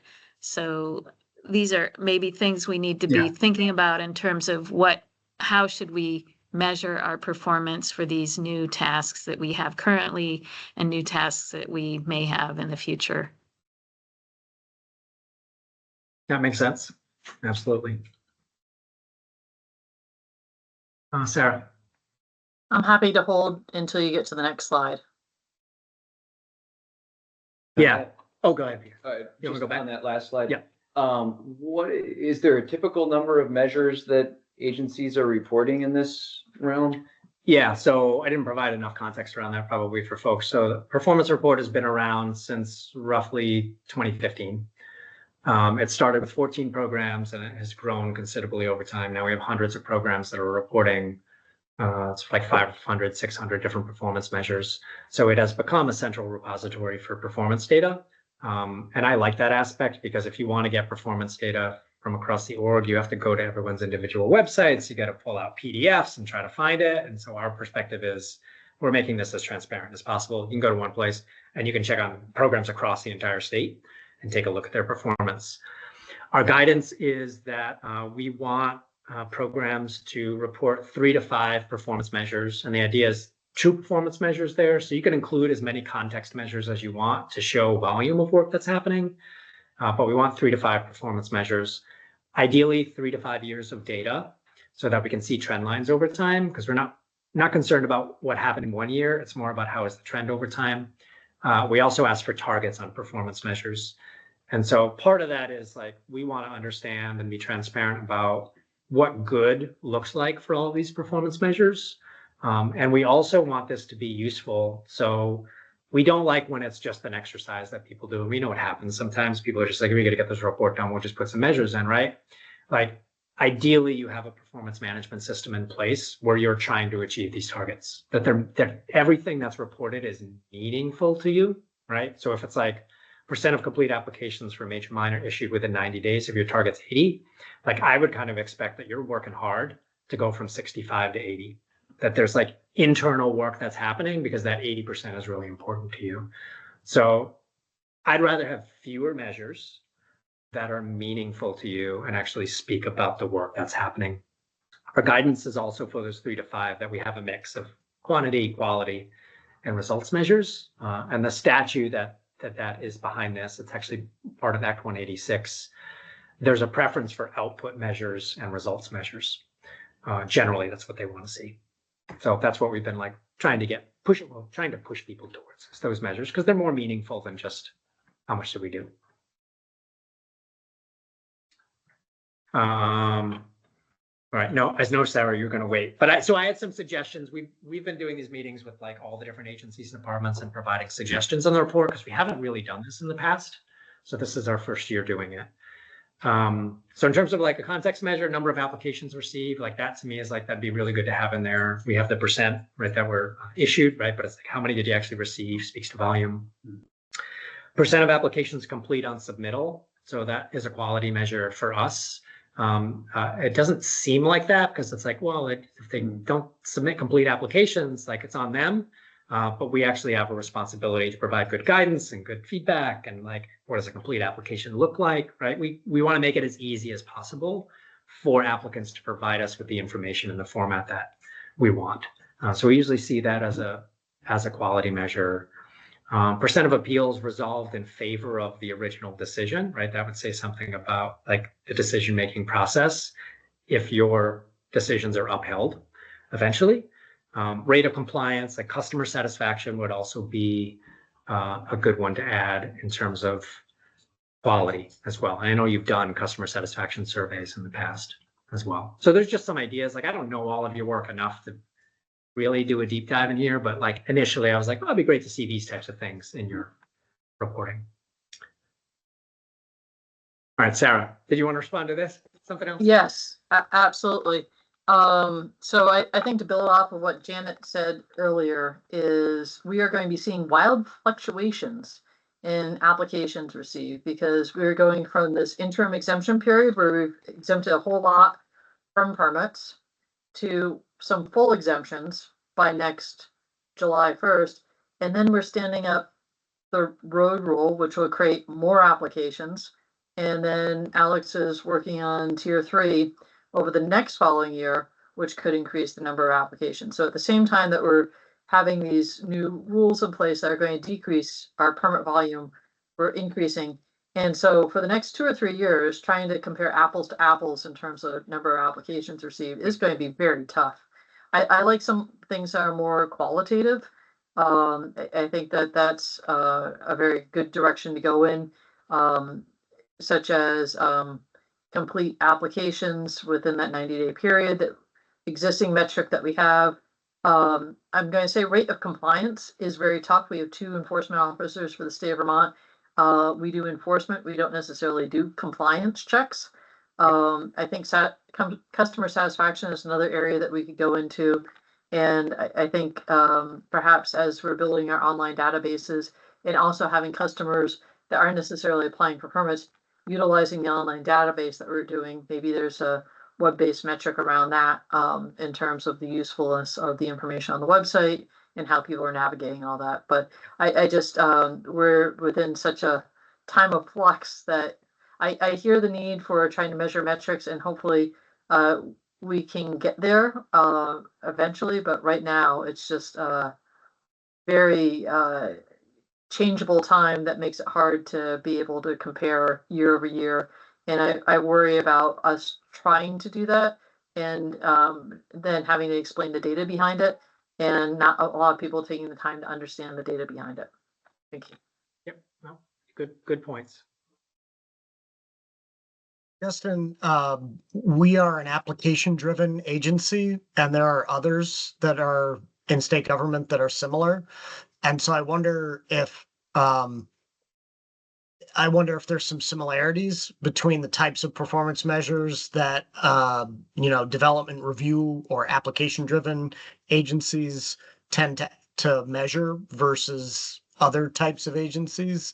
And Pete, I wonder if that's something that in the past we've looked at, like if we talked to or looked at measures that the DEC is coming up with within, their permit-driven programs as well. Yeah, so we've got some of that data from those programs, and more of those permitting programs should be coming on this year because they haven't all reported in the past. We did develop a core performance measure list because we've gotten questions from folks like, what performance measures should I have for this activity? So on our SharePoint site, and I can share this after, we've got an Excel document that has, I forget how many activities, but it's several dozen activities that happen across state government, and then performance measures that would be associated with those. So we do have a permitting activity, and then like some sample starter performance measures that we were like, these are likely ones that all permit programs within the state would probably have. So that's a list of over 600 different like starter performance measures for folks that I can share. And I know the Cannabis Control Board is actually doing some work right now with a consultant to develop performance measure frameworks and all the work that they do. So it might be good to, well, you already said that you reached out to James, right? We have in the past, but not. Okay, yeah, right. So it might be good to reach out there to see the result of that work or what's happening there. I know they're in the midst of it right now because I met with a consultant. Yeah, that From my sounds, perspective, that sounds great. It would be really great for every permit program to be reporting on some core set of measures. Every single permit program, it's like, here are the 5 that you report. You can report others, extra specific ones, but like all permitting programs are reporting these. I would love that. I don't know if we'll ever get there, but I'd really like it. So there's Yeah. consistency, you know? Yeah. I don't know if we'll ever get there either, but yeah, I definitely appreciate your suggestions. And when I look at the measures that we currently have, those don't do much for me. And my last point is, when I go back to your slide about measuring performance and it breaks it down into buckets, and all of the ones we've been talking about are related to the work, the blue bucket. Not so much in my mind's the results. And this is a little bit philosophical, but I feel like part of the Act 250 program's issue in terms of our reputation and image across the state with the public and even within state government is that we don't talk enough about the results. What does our permitting program actually result in a positive way? And it would be great if we could come up with some performance measures that actually flow from the permitting we do, but speak to the results that this permit program was set up to achieve in the first place. And I don't know exactly how to do that, but you know, we have a mission that is not just about conserving, you know, natural resources. It's also about enabling economic development and striking that balance between the two. And I would love to see us have at least one performance measure that somehow spoke to that. Well, I mean, you hit on it. That is the bucket that we usually see the fewest performance measures. So we look at all of the performance reporting that we get, the hundreds of different measures.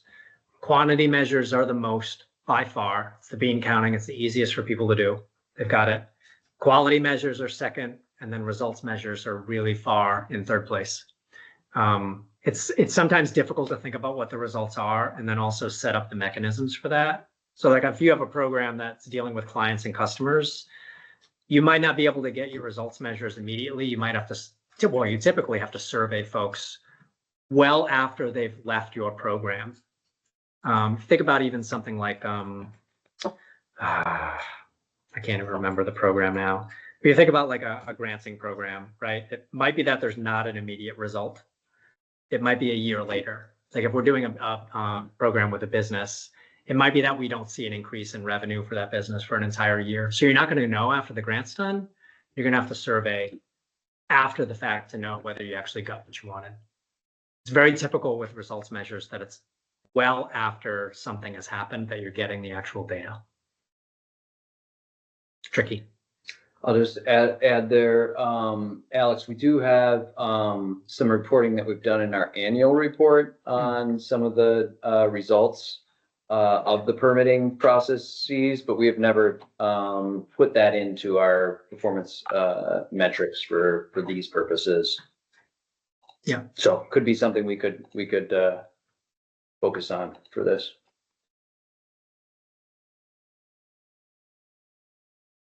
Sarah? Janet? I love where the conversation's going, and I just will say, hey, Alex, we're working on it. So one of the challenges that we have is with these interim exemptions, we've exempted a whole lot from permits. And so if you were to say, well, what's the effect of these interim exemptions? How many units of housing are we creating? Well, we don't know because we exempted all of it.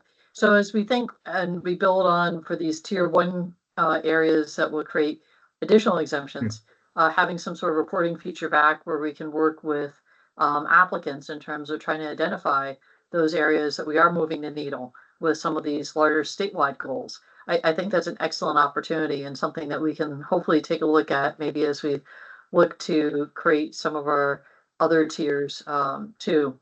So I think that's a good sort of way to look as we build things for the future.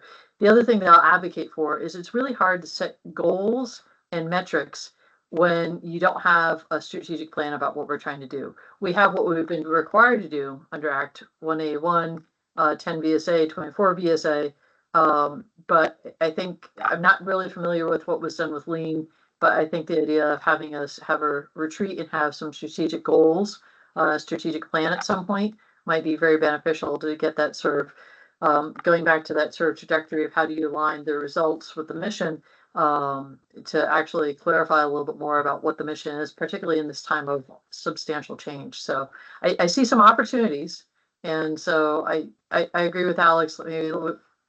Maybe we can adapt these to be a little bit more specific and be able to see what the impact is beyond the number of permits. So thanks.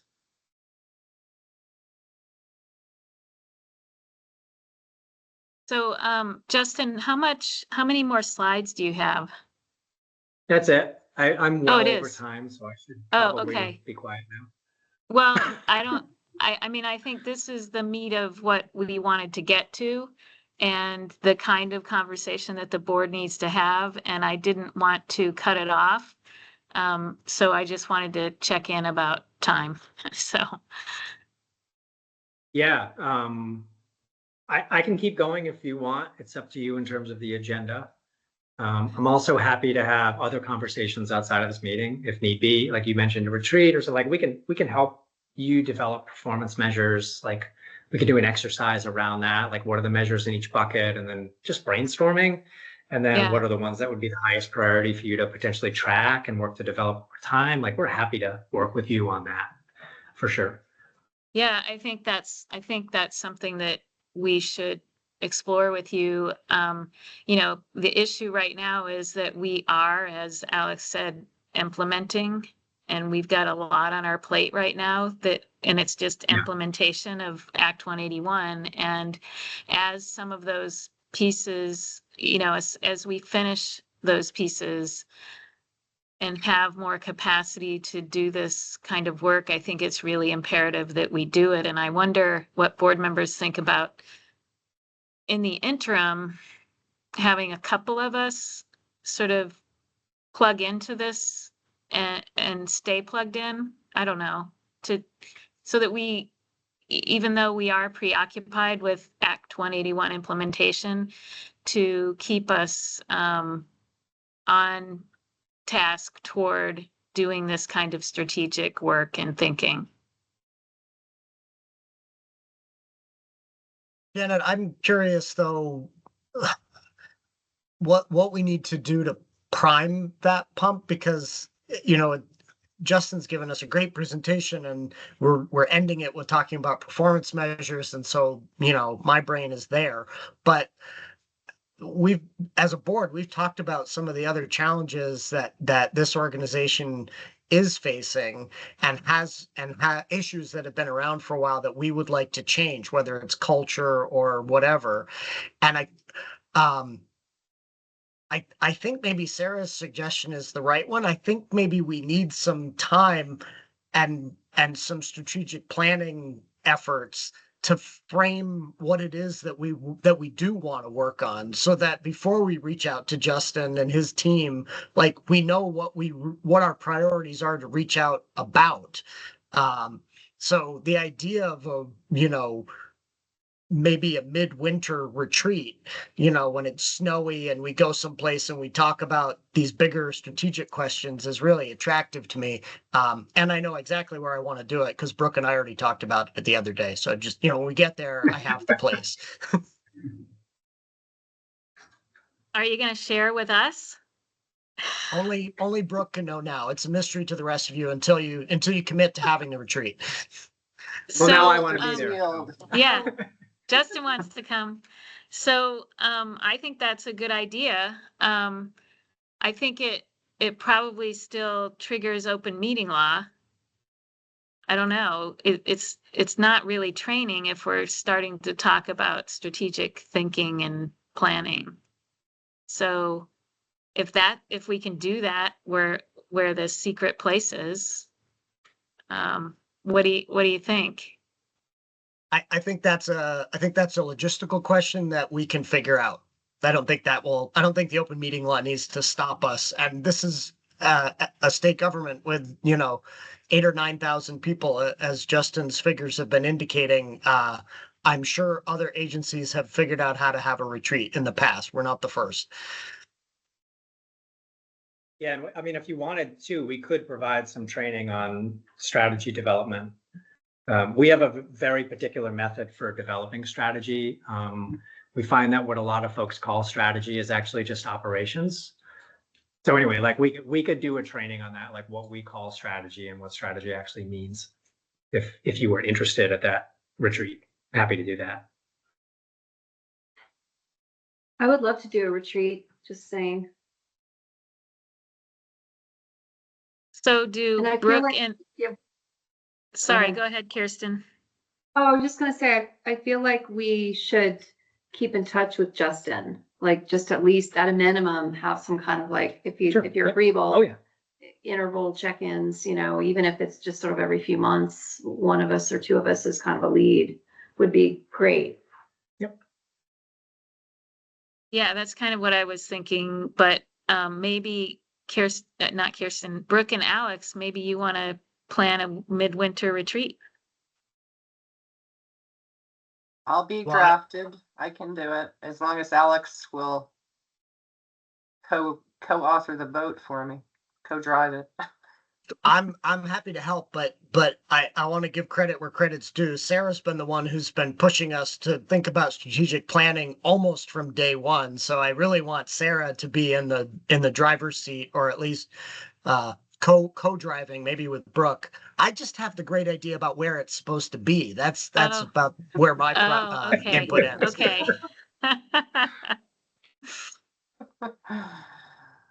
That was the heavy lift, so we should let him off the hook. Okay. I'm happy to help, but Alex makes everything fun. So we shouldn't exclude him completely, but yeah. So, All right. do we want to thank Justin for his time today and wrap up right now on this one? Looks like nods. Thank you, Justin. Very, very Wait, I was informative and nodding that I helpful. wanted you to thank me. Okay. No, thank you for having me come in. I really always appreciate the opportunity to talk about this stuff and get in front of people. So happy to work with you more in the future. Great, Yeah. thank you. Yeah.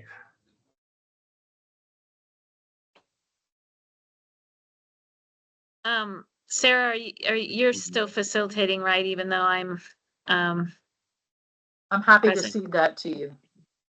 oh, okay. Then we have a break on our agenda. Do people need a break? Well, we Yes, had a couple please. other agenda items before the break. We're just running a little over time, so we could short circuit those agenda items or not. Yeah, so so it's a little, I just have one small screen today and I don't have access to Global Protect. So, so we have operations, studies, and break. I think we need to do the break now if we're going to do the break and then, come back to what is left on the agenda. and I think I'll need to say that, because I can't access some of the files on my computer right now, because I don't have access to the Y drive, that some of the personnel, I think we'll need to truncate the personnel discussion and, you know, just have a more brief sort of update on where we are rather than, work on what I had intended. So that will end up being shorter than I think we anticipated today. So I think a break right now is probably a good idea, and then we can come back and continue. What do you think? Sure. So 10 minutes, and we can be back at 3:15? Sounds good. Okay, thanks.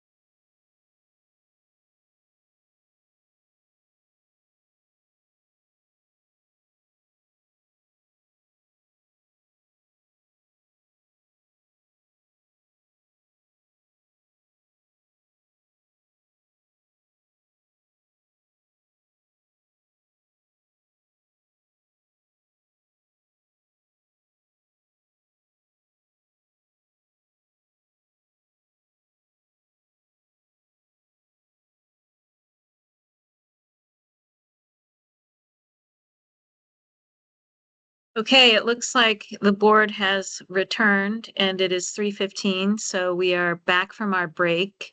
We are still recording, is that correct, Kirsten? I did not stop recording. Okay. Yes, the timer's still Okay. going, so Great, great. It is. thanks. Yep. So operations, budget, and legislative update is next on our agenda. And I'll say for budget, we have had 4 budget meetings with our business manager, Rachel Lamonaco. She will be away for a week and a half, and when she returns, we expect to hear from her at a board meeting thereafter with a draft budget. So that's where we are with budget. For operations, we have talked this week about the governor's directive to return to office. As a program, we are reaching out to all of our staff through our leadership team, and we want to hear from everyone. We're asking staffers to think about how to provide the best public service, as well as meeting our mission with regard to this new directive, and also we want to hear from individual staffers about what kinds of accommodations may be needed on an individual basis. But our intention is to then take that information as a board and develop an in-office remote program for our program. And we're also reaching out to other similarly situated boards within the administration, just to understand how they are approaching this. We will also be conferring with DHR about how the telework arrangements that we have and that we may have are being seen in light of the governor's directive. I don't think we have much on legislative, except I should add that I did submit a request to our legislative committees of jurisdiction in both the Senate and the House for extensions to the Tier 2 report and to Tier 3 rulemaking finalization until September 30th.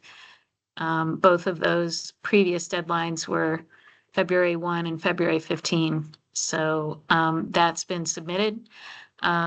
I did get a request from Senator Clarkson for a meeting.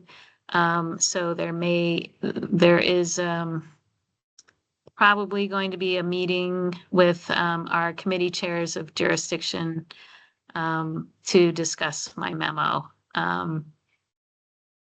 And do we have anything else, Pete? Maybe, do you have anything else on that agenda item? On legislative, no, I was just another reminder, if you've got, I know a few of you have sent me some statutory changes, potential statutory changes, please send those to me. I would like to get that conversation on the board's agenda at some point in the fairly near term. I think we should start some of those preliminary discussions in terms of priorities. So just having a compiled list there will be helpful for that. I'll just say hiring is still ongoing for the district coordinator position. We did conduct interviews last week. That went very well. We did have one candidate who withdrew due to the 3-day office requirement. But otherwise, we've got a good group of qualified candidates, and we'll be moving forward with that process in the near term here. I don't know if either you or Sarah wanted to say anything more specifically in terms of kind of budget review work, but that process continues to be done in terms of setting priorities again. I think there's been some priorities set in terms of supporting the staff and supporting the board, and making sure that now that we can meet the return to office as needed, although a lot of that will is already in our current budget or available within our current budget to help with that process. Alex, That's all I had. oh, thanks, Pete. Alex? So this is a question for Pete and Kirsten. Some of the wood products manufacturing recommendations involve statutory changes. So are those in the works? How are those doing? Yeah, or go ahead, Kirsten, and I can add in if needed. Yeah, so I met this week with Pete and Aaron Brondike, and we went down through the 10 action items.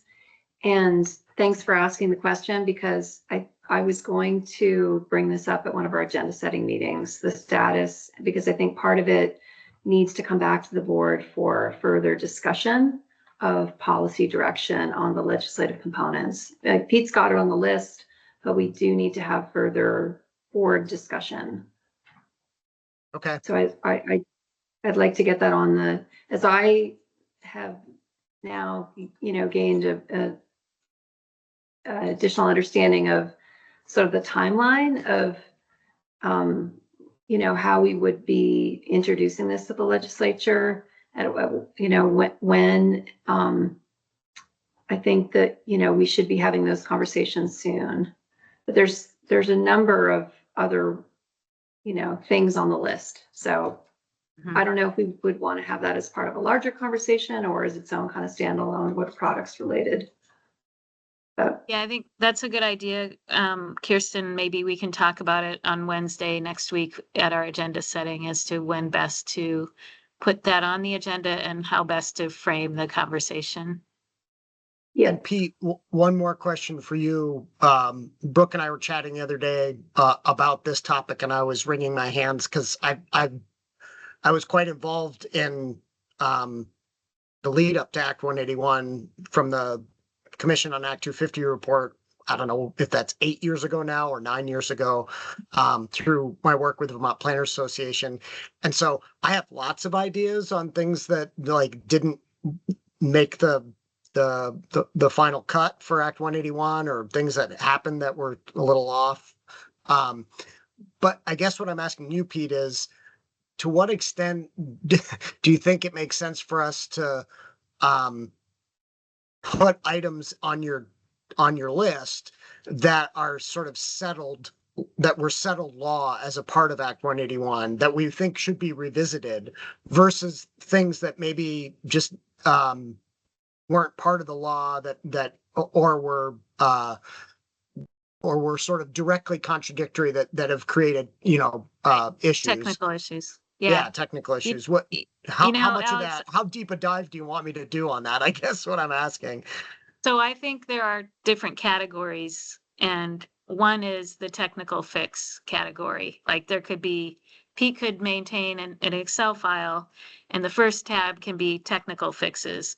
Because I think one of the things that we may find is that this second part of this biennial, there may be no appetite to reopen this again. There was no appetite from the majority to reopen this last session. And that may continue through this biennial. So if we can prioritize, I think still, because we still have our hands full, the technical fixes that we're uncovering as we do as we develop guidelines and rules, we find these problems in the language of the law and the contradictions and whatnot. I think that should be our priority right now, and that the great ideas that you have should be either sheet number 2 or 3. And some of them, may be related to some of the strategic work that we were just talking about as well. So, and Pete, I'll let you answer as to whether you want to collect them all now or whether you want Alex to hold on to those other categories that aren't just the technical fixes. Yeah, I'm happy to be the keeper of those, or I can Move over a little bit. if There, that's helpful. better, right? But Yeah, there yeah, you go. I'm happy to be the keeper of those, and would suggest that if there are items that are a priority to you as a board member, you should bring them up, and then the board will have to have discussions on whether that's a board priority ultimately, in Right. terms of legislative approach. But Pete, is Uh, your sense similar to Janet's that the potential for grand and mighty changes might be limited in the 2026 session? I think there's multiple reasons for that. Yes, Okay. that it will be limited. Yeah. Okay. That's what I'm hearing, but I also think, as Janet was saying before, you have an awful lot to implement that is there right now, and that's probably a good area to focus. But again, I'm happy to work at your direction on all of that too. Okay, great. That's helpful for me in terms of how deep a dive I do when I can finally block off some time to think through the technical corrections. And at some point, one of you two, I guess, Janet or Pete, it'd be good to take the temperature of the chairs of the committees that any proposal would go through, even before we start to give them ideas.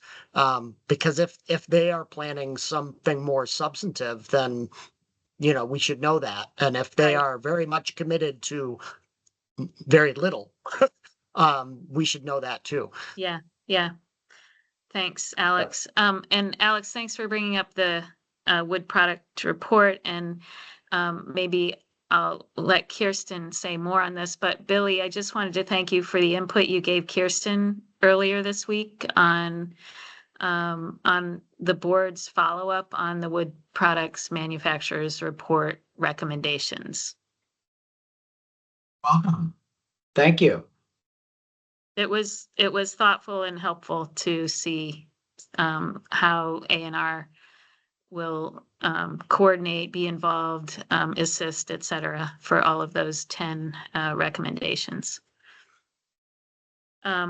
So let's move on to the next agenda item, studies and reports. Actually, before I do that, is there any public comment? Did you ask for public comment on non-agenda items already?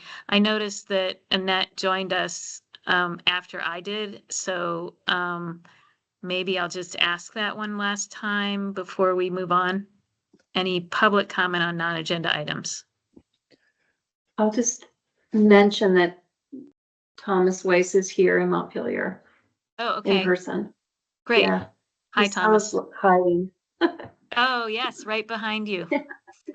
Uh-huh. I didn't see Thomas. I wondered if he was there. If you want to comment on items, I'm not sure I have any. I had a couple of thoughts listening to the presentation from the human Justin, resource. yeah,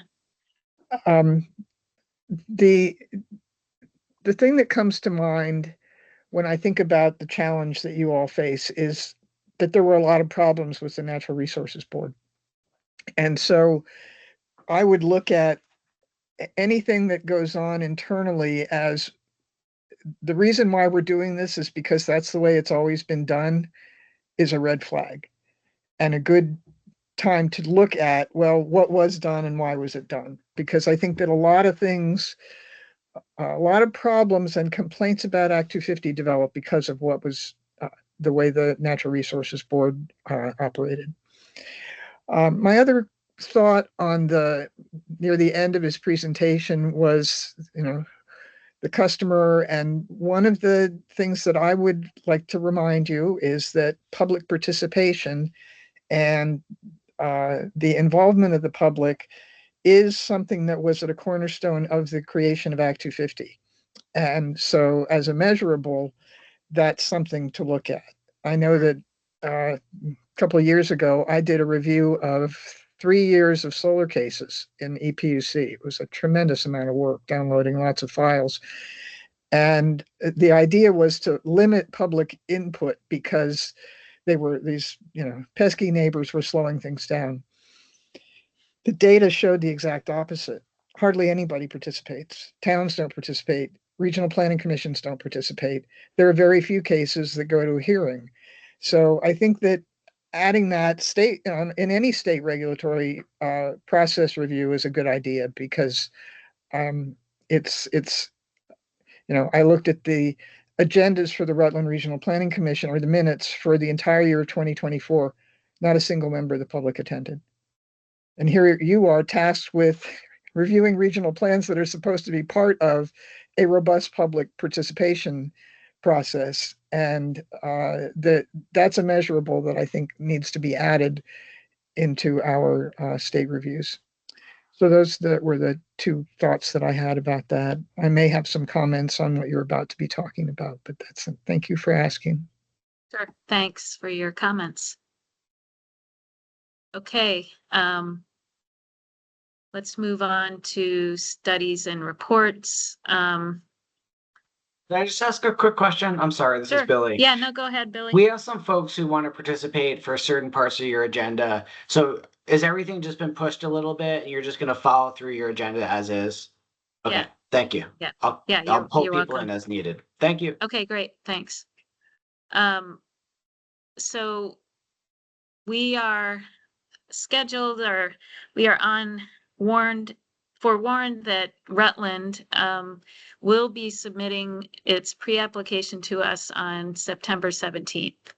So we need to be ready to go in very little time. That's less than 2 weeks. So I believe that we have on our next agenda to set up a plan review committee, but I just wanted to put that out there to everyone that we are about to embark on this new process of approving regional plans, and we'll see how it goes.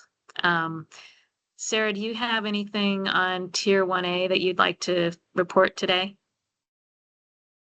Just slow and steady progress, hopefully be getting that to the board as intended by the end of the month. And I think with regional plan, that is something that is on a future agenda to clear up some of the minor technical corrections before we start to review plans. So a couple things to be looking forward to on the agenda. Right. So we have some revisions to the Regional Planning Commission application guidelines that we will visit on Monday and give attention to on Monday. Kirsten, do you have anything to report on road construction jurisdiction or other aspects of our Act 181 work that you're involved in? Not at this time. Sarah and I Okay. have met a couple times, and yep. Okay, great. And then I think we can move on then to appeals, which has a separate agenda heading today. Sorry, I only have one screen. Let me check. Yes. Can I say something? Yes. On the Tier 1A, I've run into something recently that I'm not sure anybody's talked about, but I wanted to flag it. In the document that you're putting together, Sarah, about the capacity of towns, I previously had been concerned about shifting enforcement as a cost shift to towns, but I hadn't thought about the problem of access to documents. I mean, in Act 250, I can go get any document that I want online. At the PUC, I can go get any document I want online. Municipalities, is that going to be a requirement? Because I think it should. I'm running into situations where I'm told to come into the office and look at files, or that files are so large they are too big to send. This is a problem, because the public has got to be able to have access to documents. And if the town, I mean, and I have sympathy for the towns. If they don't have the IT capacity, it can be very expensive to develop a system that enables them to post everything, and it takes time to do. I know I manage a website. I know what it's like. So I wanted to make sure that that is part of the conversation about Tier 1A and capacity, because if it is just not addressed and the public has no access to the files that are being required for the municipality to review, and also, bigger towns probably do have the capacity. And so what does this mean for smaller towns? I think that that's something that we really need to pay attention to. Thank you. Thank you. Brooke, do you want to? Let's move on to appeals and have you lead that discussion.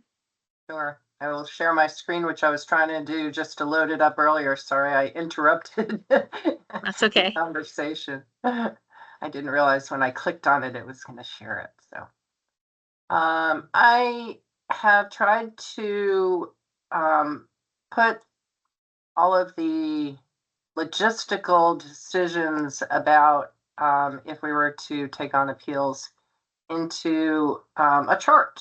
So because it's gotten a little complicated to keep it all straight. So I thought it would be useful to go through this. I have been working on using the APA contested case as the basis, as well as trying to stay very consistent with the environmental court rules, so that in drafting up rules for procedure for appeals, we don't impose significantly different either standards or processes. So I have been working on that and I'm making good progress on it. And so I thought that I would make sure that the fundamental notions of the different structure, who would be hearing an appeal, what kind of standard type of review, and also what kind of legal standard of review should be utilized. So if I can just go through the chart, interrupt if you have any questions as I go through it. But I think that this will help us to focus on the last portions of this that I need to understand in order to create the complete set of just appellate rules. I'm not going into altering our existing procedural rules. That would have to be a little cleanup operation after if we were to have to implement appellate rules. So originally we were talking about taking on Act 250 appeals, and there again are two types. There are permitting decisions from the district commission, and there are jurisdictional opinions from the district coordinator. Now, the district coordinator decision, we have determined, and I believe everyone's in agreement that that will be an on-the-record review. We did talk about this last time, but not everyone here on the board was present. The notion of on the record for a JO is important because the JO is tied to the facts at the time the JO is rendered and is completely dependent upon them. So to create a de novo review of that, we think is not the way to go. It is tied to and dependent on the facts, and that way we will just review the decision based upon the facts as they were known. And of course, any JO, even if it's upheld, is limited to that factual scenario. So we really think that that's the best approach. Now at the court, they currently categorize their cases into three different categories. There's complex, there's simple, and then there's middle of the road. And I've thought a lot about this, and I think given the smaller number of cases that we would expect to be taking on, it is probably, and I believe it was David Mears who made the suggestion to segment the cases into just simple and complex. And the reason why I think this is important, because this allows us to deploy our resources of our board personnel and our legal staff as well in a way that we can be more flexible and can also increase our capacity. So on a permitting decision that's a complex matter, the full board would be the appellate body. If we had a simple permitting decision, we could convene a 3-member board panel. That way, if we only need 3 for those types of decisions, obviously we can cover more ground. So that type of complexity demarcation is going to be in the district commission decision as well as the district coordinator determinations to give us that better capacity. Now, going back to the type of appellate review on the record for JOs. The appellate review, I have coined this term supplemental record review. And basically what this means is that we would take the record as it exists, including the videotaped recording, so that will be the record. We will put in a provision, because this is consistent with the APA, that if a party wishes a transcript, they can ask to order one, but it would be at their expense. But we, as an appellate board, would take the actual audio-video recording as part of the record.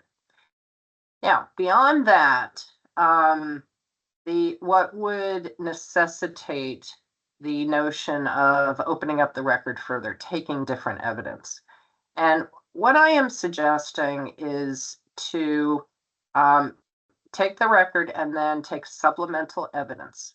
If there is a need to fill in gaps, if there is something missing from the original record, or if there's just cause to allow new evidence to come in. And what I am suggesting is a liberally applied standard. So if the explanation is, I found out about this shortly before the hearing, we would like to hire an expert, didn't have the opportunity to do that, I think we allow it in. With the limitations that we are not going to accept, well, anything that's not relevant or duplicative or cumulative evidence. So if you have a neighbor that testified about the impact to that property, you don't get to bring the wife and the 5 kids in to, say the same thing. And I think what this does is it protects the district commission process by not causing everybody to have to lawyer up. And just cause, I still need to massage that, that language. I want to talk with Jenny and Rebecca about it, but it also needs to benefit the developer, who may not need to hire all the experts in the first instance at the district commission, so long as they meet their burden of production. But if it goes up on appeal, then it may be more warranted to spend more money to make sure that those applicants have, everything that they need and can meet the contested evidence that may be brought in later. So the standard of review is, so long as the facts are reasonable and there is, it's kind of a gamut as well, a continuum. You could have, this is based on reasonable evidence, or it's a reasonable interpretation of the facts, or you could go all the way to there's substantial evidence. And the notion is, how much deference do you want to give to that factual finding? I think it's important because that's how the voice of the tribunal below is heard. You defer to their expertise, their knowledge, and they're assessing the credibility of the witnesses as it's happening. We get to look at it later, but it's different when you're able to cross-examine or listen to that live. So that we still have to massage a little bit, but I think we do want to make sure we preserve that deferential standard. In terms of the application of the law to those facts, I suggest we keep the de novo review of that, meaning, the tribunal applies the law. They don't say, oh, because they decided X, we're going to go along with them. That specific analysis and determination is anew. We don't say just because they made it that way, they win or they're right. The last thing I really thought was important that we need to address is to confine or eliminate the discovery process, and also how to shut down some motion practice. And this really emanates from the APA in terms of discovery. It can be limited. The only thing we're going to limit it only to the new information that is provided, you know, if it's just cause, or we're going to allow new stuff in. But it's going to be very limited because there's going to be a pretrial order or a standing order that says this is what you got to submit. The list of witnesses, all the documents have to be, you know, an exhibit list, and all the documents have to be distributed to everyone 2 weeks before the hearing, or 10 days or something like that. And for expert reports, we will require an expert disclosure, which means give us their curriculum vitae or resume. And then there are 3 or 4 questions that need to be answered. And they relate to what materials were reviewed in deriving this expert opinion, you know, what information was given to the person and utilized in that. And then there's facts and opinion questions as well. So if we have that, if we create those expectations, those requirements, beyond that, there has to be some pretty good cause to be able to engage in discovery beyond that. In the simple cases, as well as in the JOs, no discovery. And I mean, I don't know, and I'm really trying to work on how to shut down motion practice in these situations. I mean, you can't completely shut it down, but there needs to be limitations. So that's this last column. When we're trying to shut down motion practice, I need to work a little bit farther and reach out to our stakeholders, especially our lawyers, to talk with them about that. So any questions before I move on to municipal? Okay. Kirsten? Yeah, so that's me in the room. Do you anticipate that there can be a standard developed that informs the question of simple versus complex?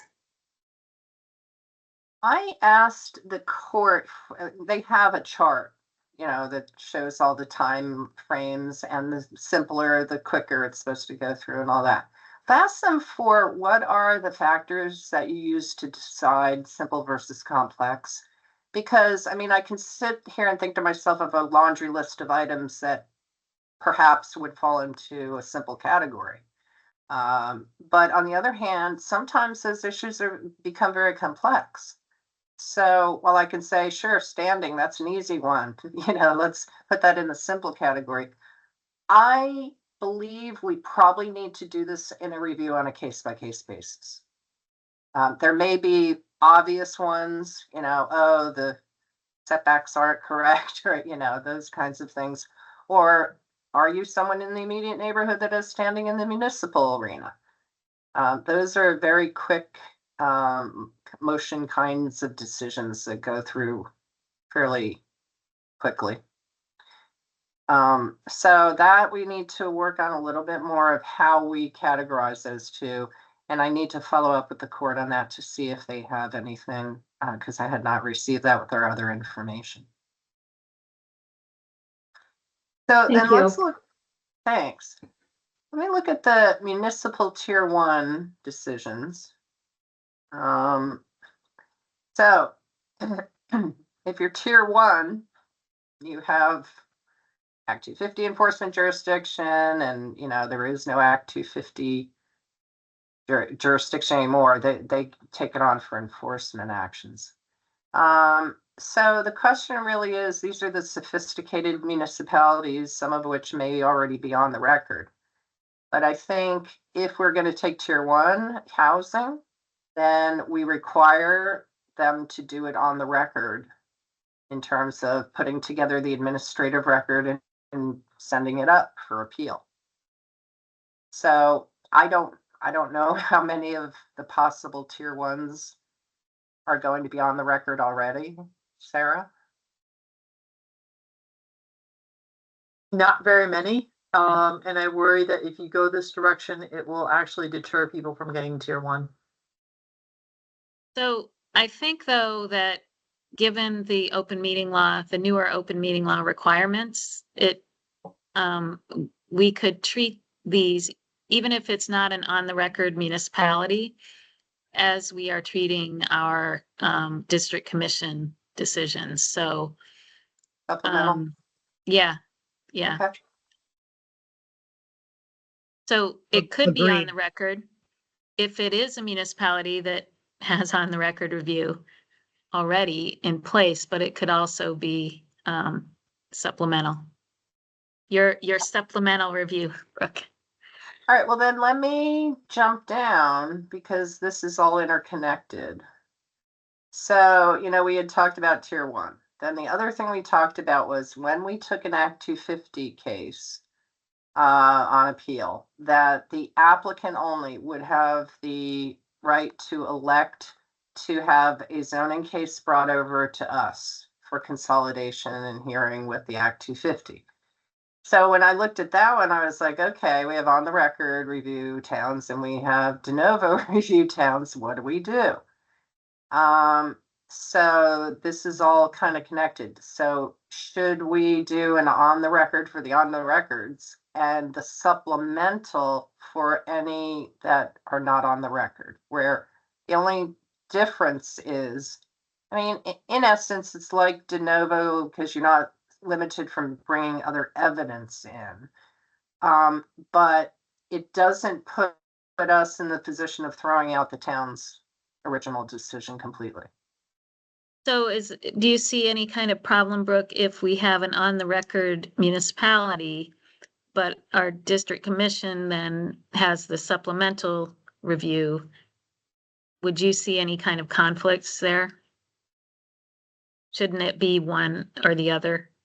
And so maybe it should be supplemental. I think you're right. Yeah, because what are you going to do? Say, oh, we had one hearing, but we're not going to consider that information for the zoning case. I think doesn't make sense, right? So make on the record and de novo make them all supplemental. Yeah. If they're coming for consolidation. Yeah. Okay. Well, and remember, there's very little consolidation that happens today at the court level, which to my mind says there will be very little consolidation if it were to come to us. Coordination, sure, but consolidation, I doubt it. So may not be a big deal, but I agree with the general sentiment of supplemental review. I would point out though, Brooke, tier one is not just one, it's A and B.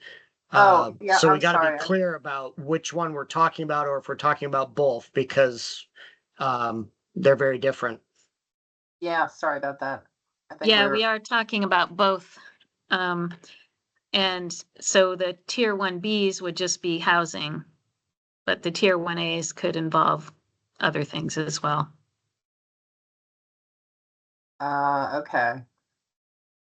Well, I'm a little confused by that. Now, if we're going to take I thought we were going to take housing in tier 1A and B.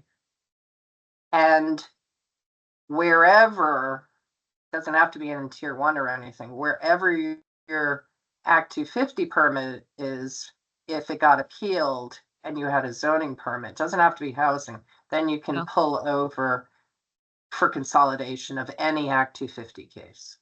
Right. I just mean that tier 1B doesn't exempt anything except housing.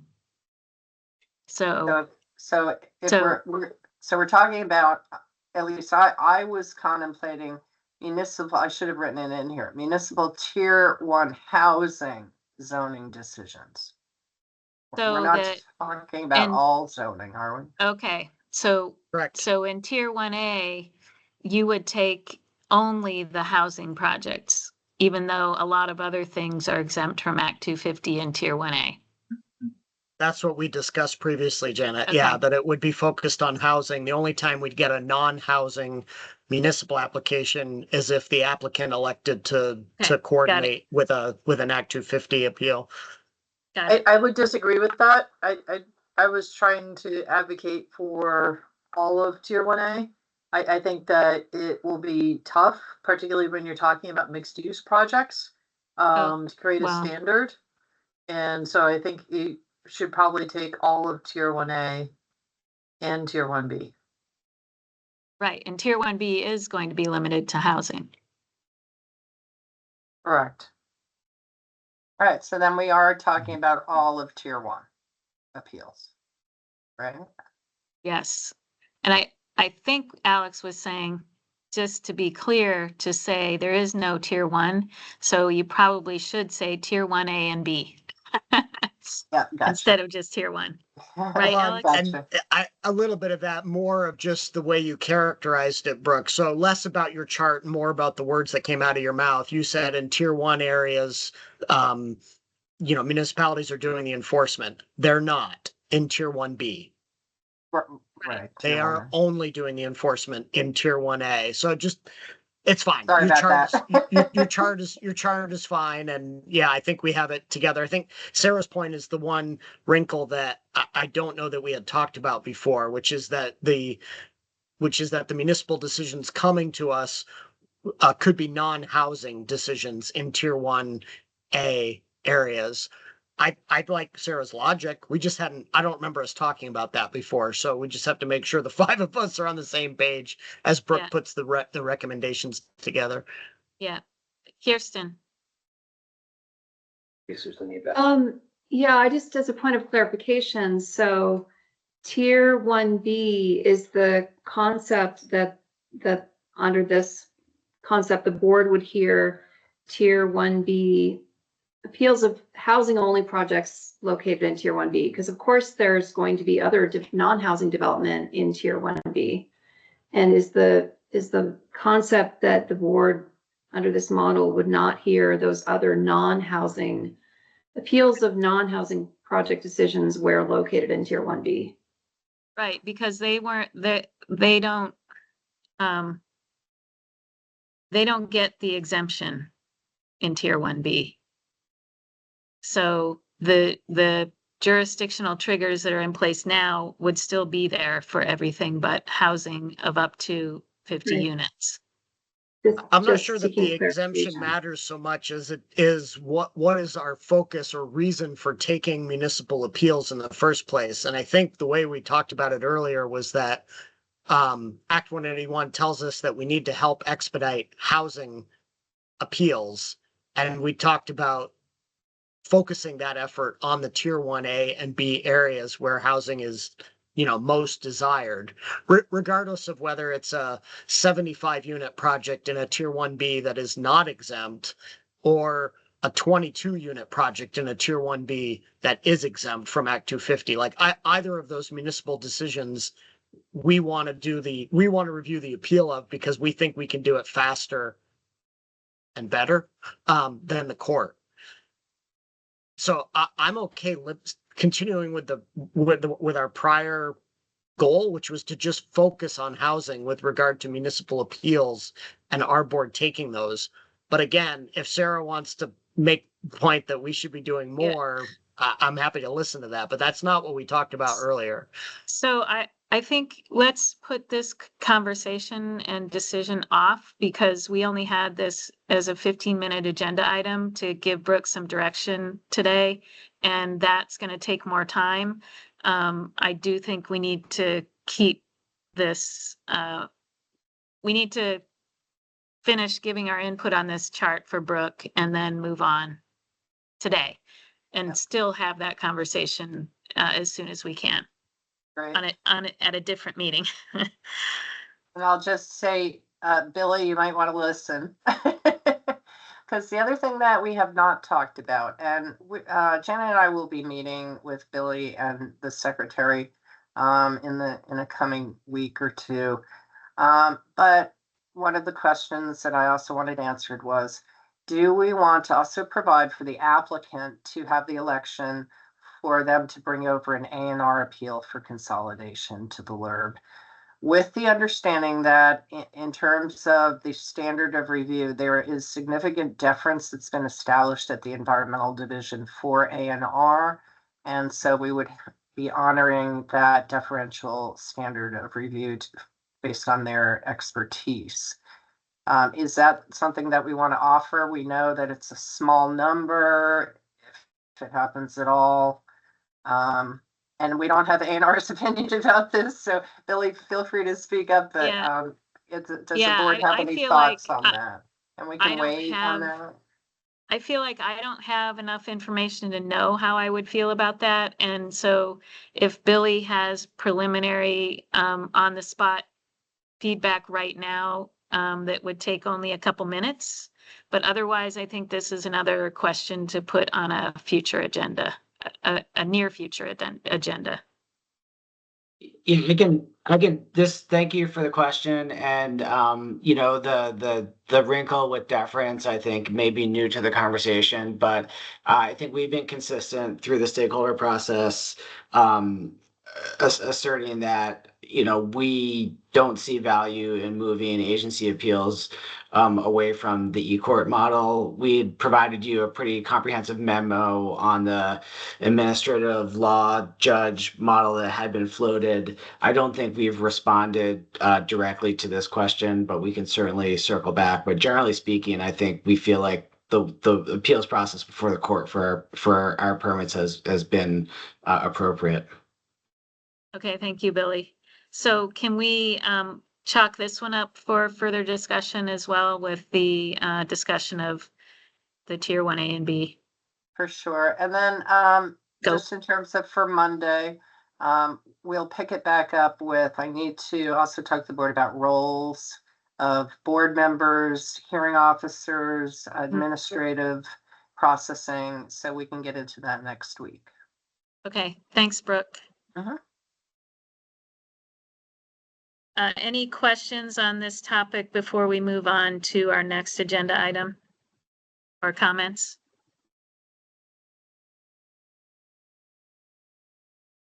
Okay, let's move on to tier 3 memo review. Alex. Right, so the board discussed the first draft of the tier 3 rules in July at 4